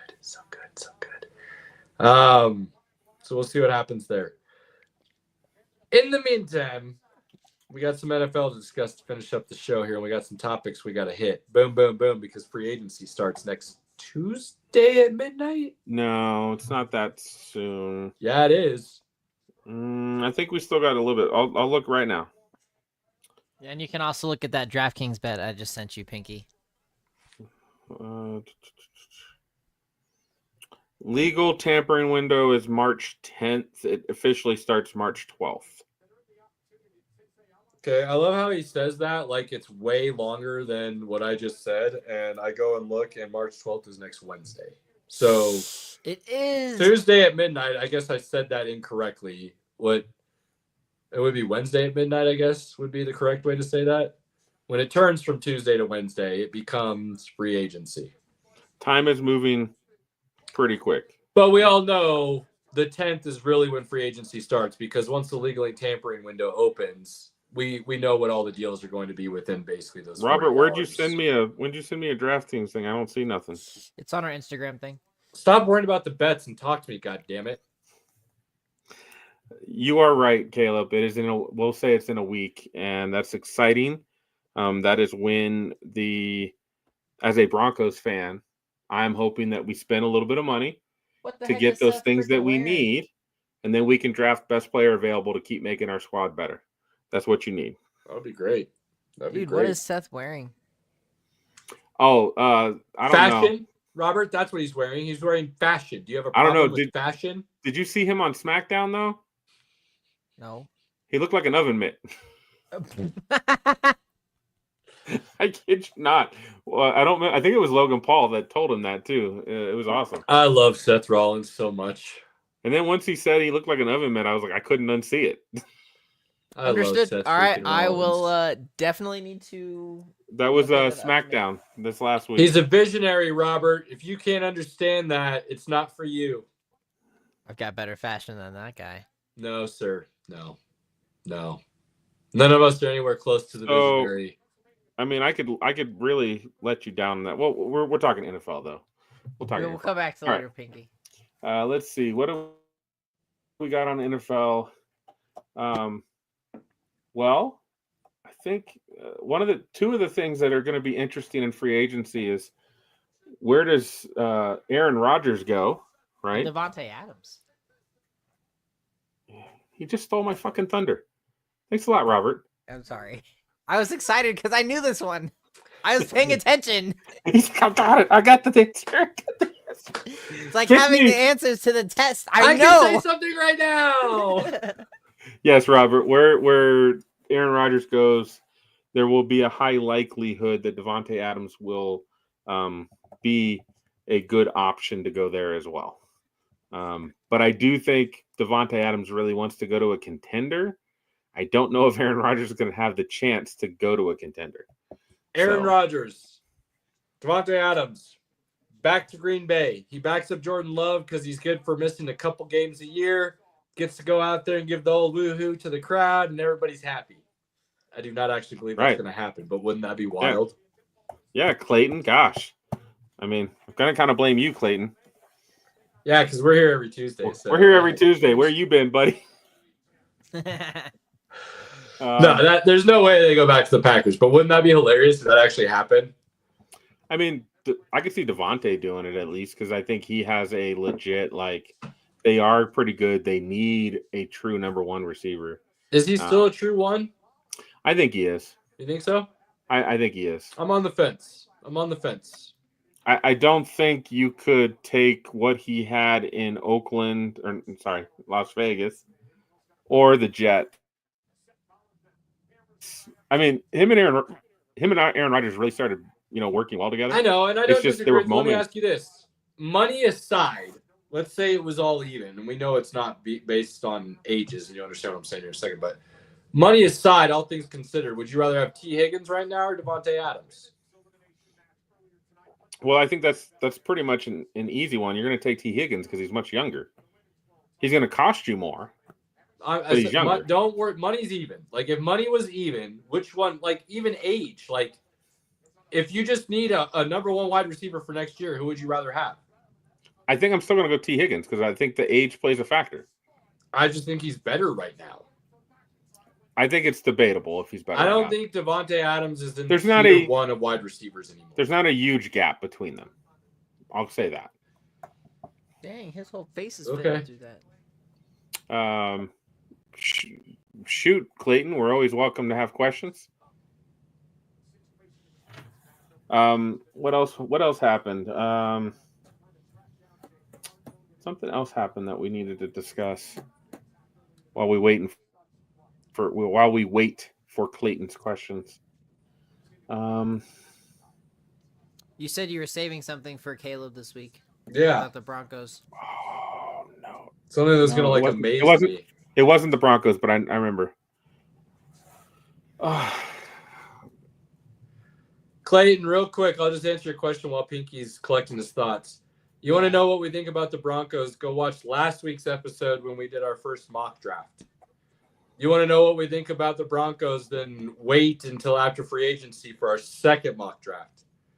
You want to know again what we think about the Broncos? Wait for 2 days before the draft actually happens, and we'll give you our third and final mock draft. Appreciate you, my guy. Clayton Lakers D is playing really, really well right now. So there's that. I think Clayton, as a Broncos diehard fan, we are going to be happy regardless of who we pick at 20. Whoever we pick is a guy that's going to be a good player for us. I don't entirely agree with you, but we'll discuss that for another time. Well, now I want to know what you don't agree with. I think there are some misses, some swings and misses. You could go at 20 if you're not careful. I don't think so. If your guys go, if your top couple guys that we think are their top couple guys go ahead of them, I think they could swing and reach or miss a little bit. I think some of the top guys, if they went, there's pivots that we would still be happy with. Most of us want to. There's pivots that I'm like, as a Broncos fan, and anybody that's watched us long enough know Pinky and I love the draft as a whole. Like we get excited for every team, or bummed or disappointed for every team. That's how much we enjoy the draft and the chess match and all of the thought processing and what you do to add or take away from your team with the draft. But for the Broncos specifically on this one, there are a few things where I could be really happy they pivoted to, and I could see some scenarios where I would be bummed they pivoted to. So we'll talk about that more as the draft comes up. I just don't see that, but that's me.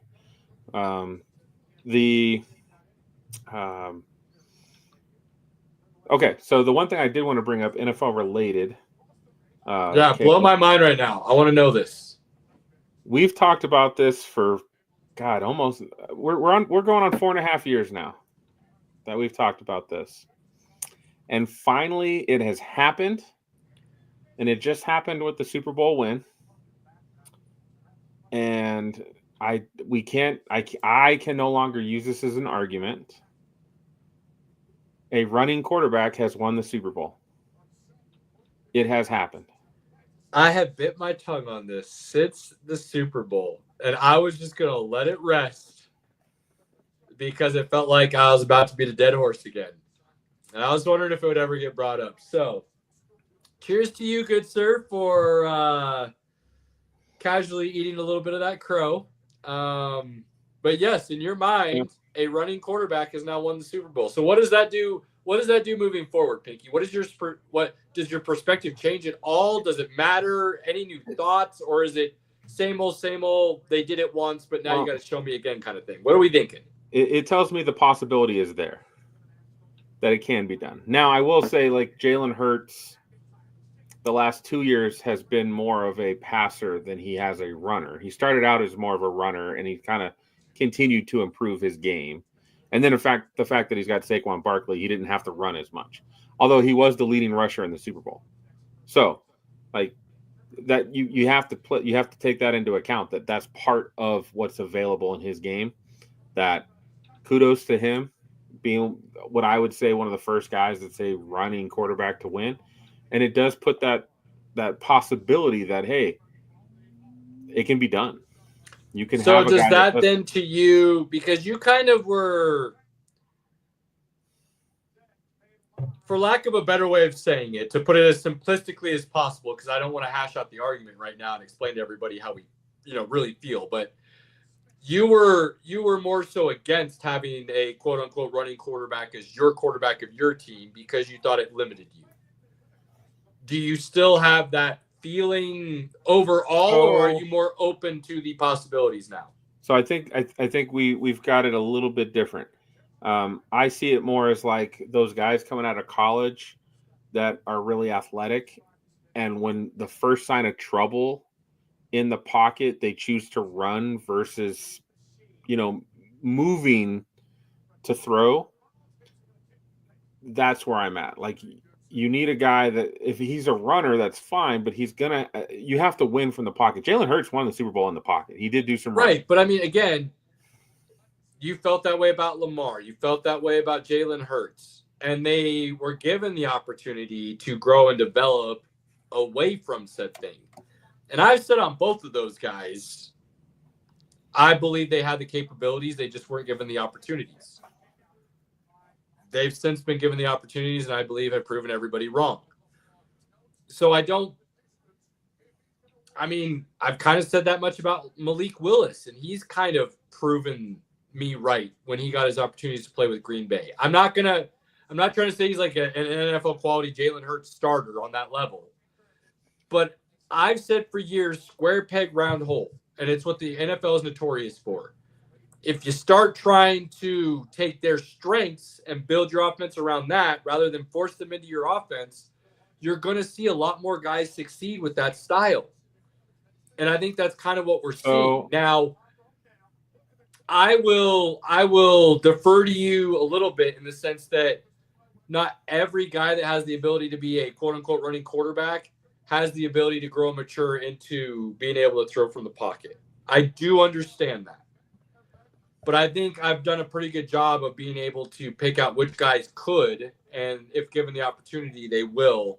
And I think that's where I'm kind of waiting to see what happens with Justin Fields. And I think with the philosophy shifting, you can win games with a guy that's a running quarterback, but it's, when you play those top defenses, when, things, eventually you have to play in the pocket. A quarterback has to play in the pocket. You have to be able to make plays from the pocket when it's called for. Absolutely. But man, that it's almost like, going from regular chess to 3D chess or 4D chess or whatever the hell they call it, where there's this whole other level of elements that you don't have the ability to contend with when your quarterback can just take off and run at any given moment. And when you have that in your arsenal, but you can also win from the pocket at the same time, dude, we're about to see a whole nother level of quarterback play. Josh Allen, Lamar Jackson, Jalen Hurts, Patrick Mahomes to a lesser extent. I don't think he gets enough credit for being able to take off and run when he needs to, but he does. This is the new era of the quarterback in my mind. And if you don't have that or you can't do that, I think you're going to be in that second tier. And that first tier is no longer going to be occupied by guys who are the pocket passers. It's going to be guys who people were like, oh, you're a running quarterback. and then all of a sudden they have to eat crow because they're winning from the pocket now. Well, But they can still run if they need to. We could talk about this all night, I'm sure. Oh, for sure. But cheers, Pinky. Cheers. So you were right, and at least it's happened now, right? It's happened, and I'm gonna say that you called it. Thank you, sir. Matt Stafford re-signing, that's a big deal. We talked about it last week. God, 2 days after I say there's no way he's coming back, and I've got a new working theory that Darnold's in LA, that blew up in my face. I mean, it still was the best thing, right? It makes sense, though. Like, they were like, look, we don't want to pay you, but probably behind closed doors, what they said was, look, we don't want to pay you more, if we're being honest, but go test the market, find out what you're worth, and then we'll work out a deal based on that. Like, that's kind of what it feels like this was now, right? Right. And there were teams out there that helped the Rams figure out what the market was. For sure. But good to have him back. The Rams, I mean, the Rams were right there with the Eagles, right? They're right there. So that's a good young team. Yo, let's be honest. They hit on this draft, and I don't see any reason why they shouldn't be considered one of the favorites to win the Super Bowl next year. Definitely the West. Well, they should be the favorites to win the West next year for sure. San Francisco is going to have all sorts of issues, regardless of what talent they're bringing back. Arizona's still trying to figure things out, but like we said, they were going to be competitive, and they were. There's still a couple of years. I think they got some pieces they still got to figure out compared to what LA is. And then Seattle's interesting. I think if I'm being honest, I think the difference between Seattle is two things, the quarterback and the head coach. But I think the overall talent on both teams is very similar in a lot of ways. But quarterback and head coach are big deals, and if you can have that against the other team, you're probably what's wrong with Geno Smith? I actually like Geno more than you do. I don't think he's the quote-unquote pumpkin kind of guy like you do all the time. I think he got put in a lot of really bad situations. I don't think he's elite. I think Sam Darnold's better than Geno Smith. I think Sam Darnold has the capability to be better than Geno Smith. I think Geno has a little bit of a ceiling. And that ceiling you can still win a Super Bowl with. You can still win a lot of games with. But he's not – Geno isn't the guy that's going to go out and win the game if you're down. He needs everything else working with him to do so. Geno Smith is a Nick Foles. He's better than Nick Foles. I'll give you that. I agree. I'm just saying, like, in the sense that, like, you need everything working together to win it all. It can't just be some guys are having a bad day and Geno's going to elevate everything. I just don't think he's that type of guy. We had Saquon getting an extension. He signed a three-year contract already. He only played 1 year of that contract, and they already extended him. Eagles, knife, Giants. Like, dude, are you kidding me? And it's a great business move by the Eagles. But it's like the Giants have to just feel even stupider at this point. We couldn't build a team around that incredible Hall of Fame, all-world talent. Like, damn, we're really bad. Let's see. Debo got traded. I am very much on the fence with this, Pinky. You tell me what you think, but I feel like this is kind of a win-win, lose-lose kind of. Like, they only gave up a fifth, so they didn't have to give up, like, a whole deal. But it almost feels like San Francisco is thinking about this as, like, he's on the decline now. And at least we got something rather than nothing. Well, what they got was they got rid of $22 million. Well, that was where I was going next. It wasn't just that they got something for nothing. They also gave up the cap space, the salary, so now they can go spend that somewhere else when they need. Which is why they got a fifth. I know some people were comparing like the Mingo in Dallas. Yeah, that was in season, completely different scenarios. Like, well, it was, but it was a 4th round pick, and you're like, oh, you could have given up a fifth for Debo. Well, you only got a fifth for Debo because of the money. Washington's taking on that money. Right. And that's the other thing. If Debo can get back to form next year for Washington, then they win the trade. If he plays about the same as he did this past year for San Francisco, then I think it's a fair, even deal. You know, if he misses a bunch of games, then San Francisco won the deal. So there's like this can go a lot of ways, but it's not like if either team ends up winning the deal, it was like this big blowout win. It can be a win-win for both teams. I think in this offense, if Deebo's healthy, I think he's going to be running wide open in the middle of the field, and Jaden moves around enough to get him the ball. I think this could be a good deal for the Commanders. With them having a true number one in McLaren there to eat up those coverages, and it should work out really well. But again, Deebo's got to stay on the field for this to work out well, and that hasn't been. He's not. That's his biggest downfall in his career. So we'll have to wait and see. But not a bad deal by either team. One question. I know we're running. We got about 10 minutes left. The Vikings will not franchise tag Sam Darnold. That doesn't surprise me. But Rich Eisen did say the rumor coming out of the combine, because that's where he gets a lot of his information, and a lot of stuff he gets is true, ends up coming true. He said he would not be shocked based on what he heard that the Vikings work out a multi-year deal with Sam Darnold. Yep, and that is what I said going at the end of the season is I think in both parties' best interest. Sam proved he is an above-average starter in the NFL in the first year in that offense. It's only going to get better. J.J. McCarthy's still unproven, and a team within that division has proven you can take a high first-round draft pick at the quarterback position and let him sit for 3 or 4 years, and everything works out really well for you still. So the Vikings can win now and in the future with their quarterback situation. JJ can sit and learn and grow and rehab and not be forced to accelerate the process that could cause any type of setbacks. Sam can go out there and prove himself a little bit more. He plays 3 or 4 more years with Minnesota and plays really well. He'll get another big contract and go somewhere else and play.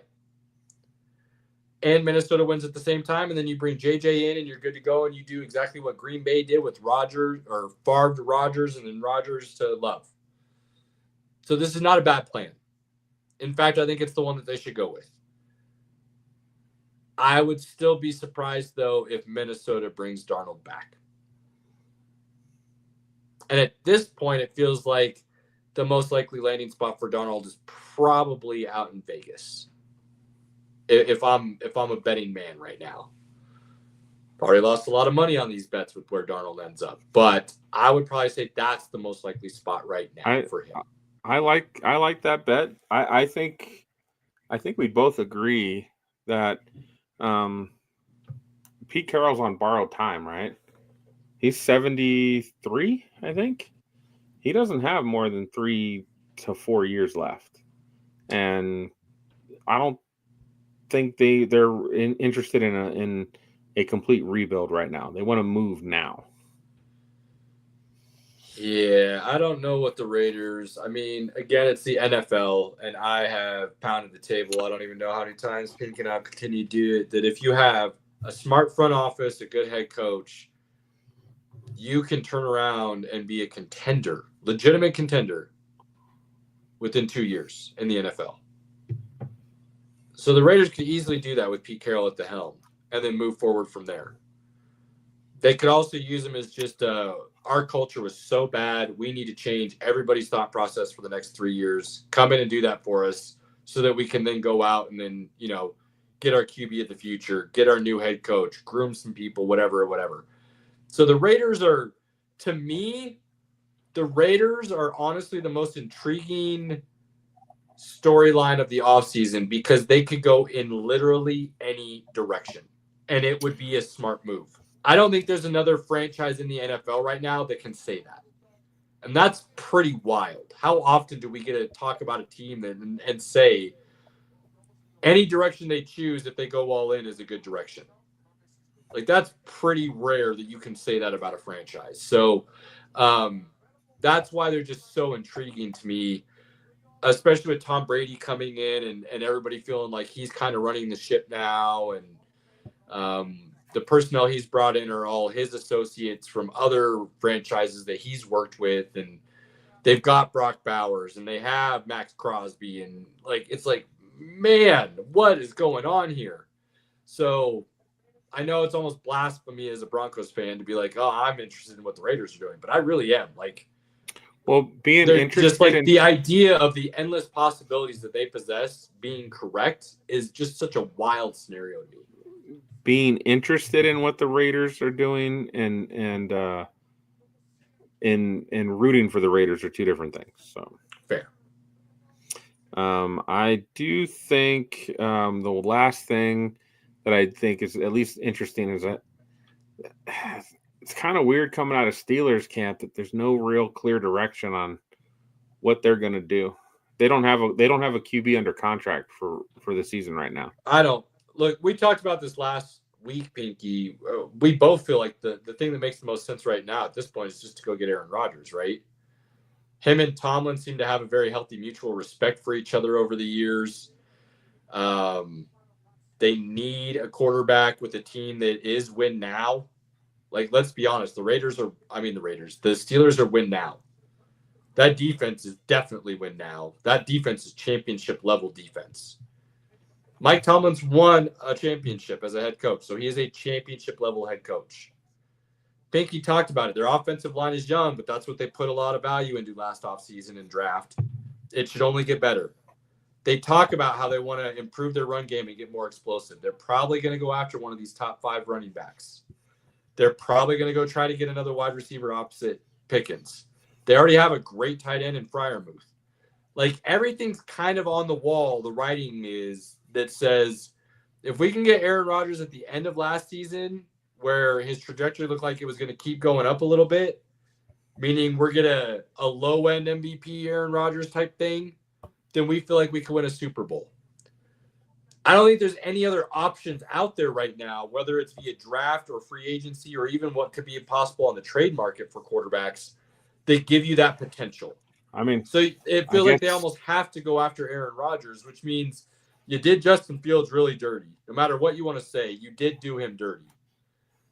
Russ was obviously not the answer. So where the hell he ends up, I'll be amazed if somebody gives him another starting job. That wouldn't make any sense. I mean, he can't bring back Fields based on the fact that you did him dirty. So your only other option would be bringing back Russell Wilson.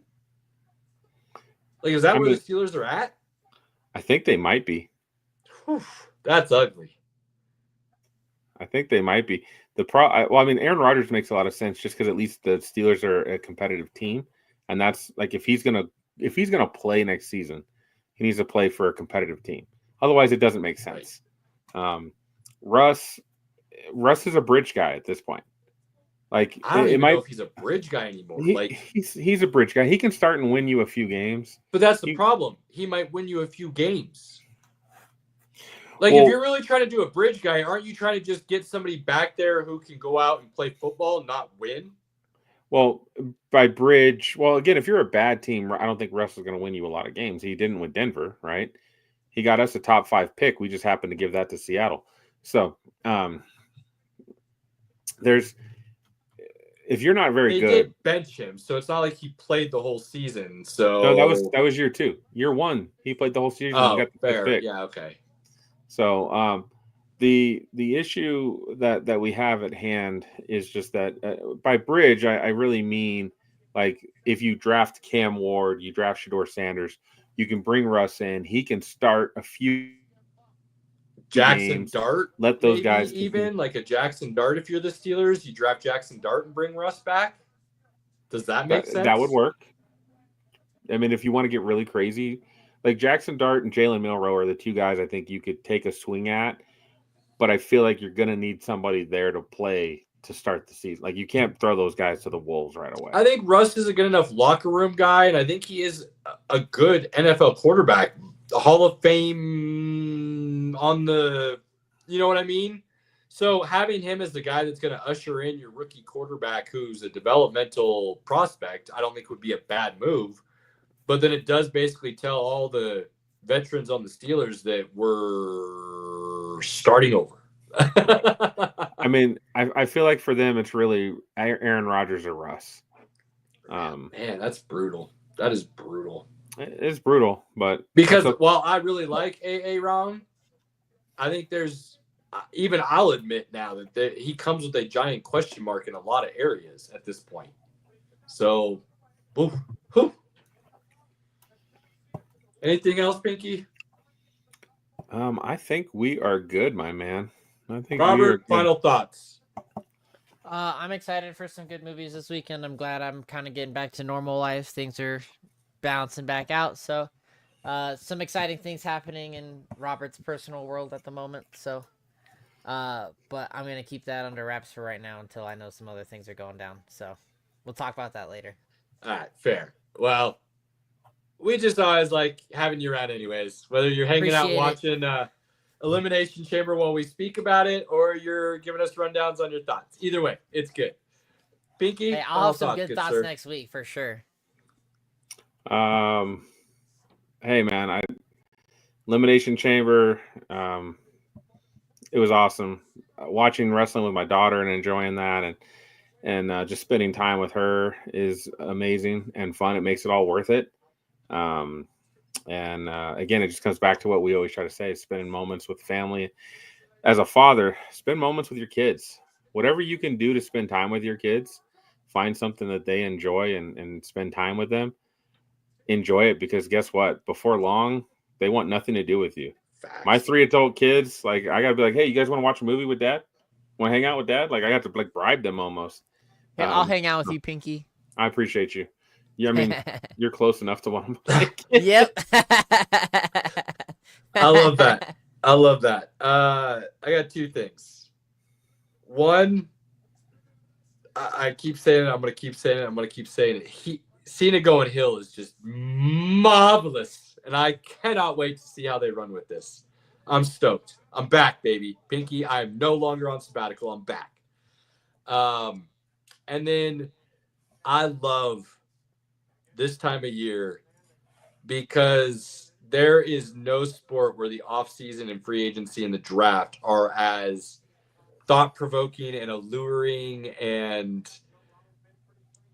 all-encompassing of any theory could be believable and let your mind run wild like the NFL.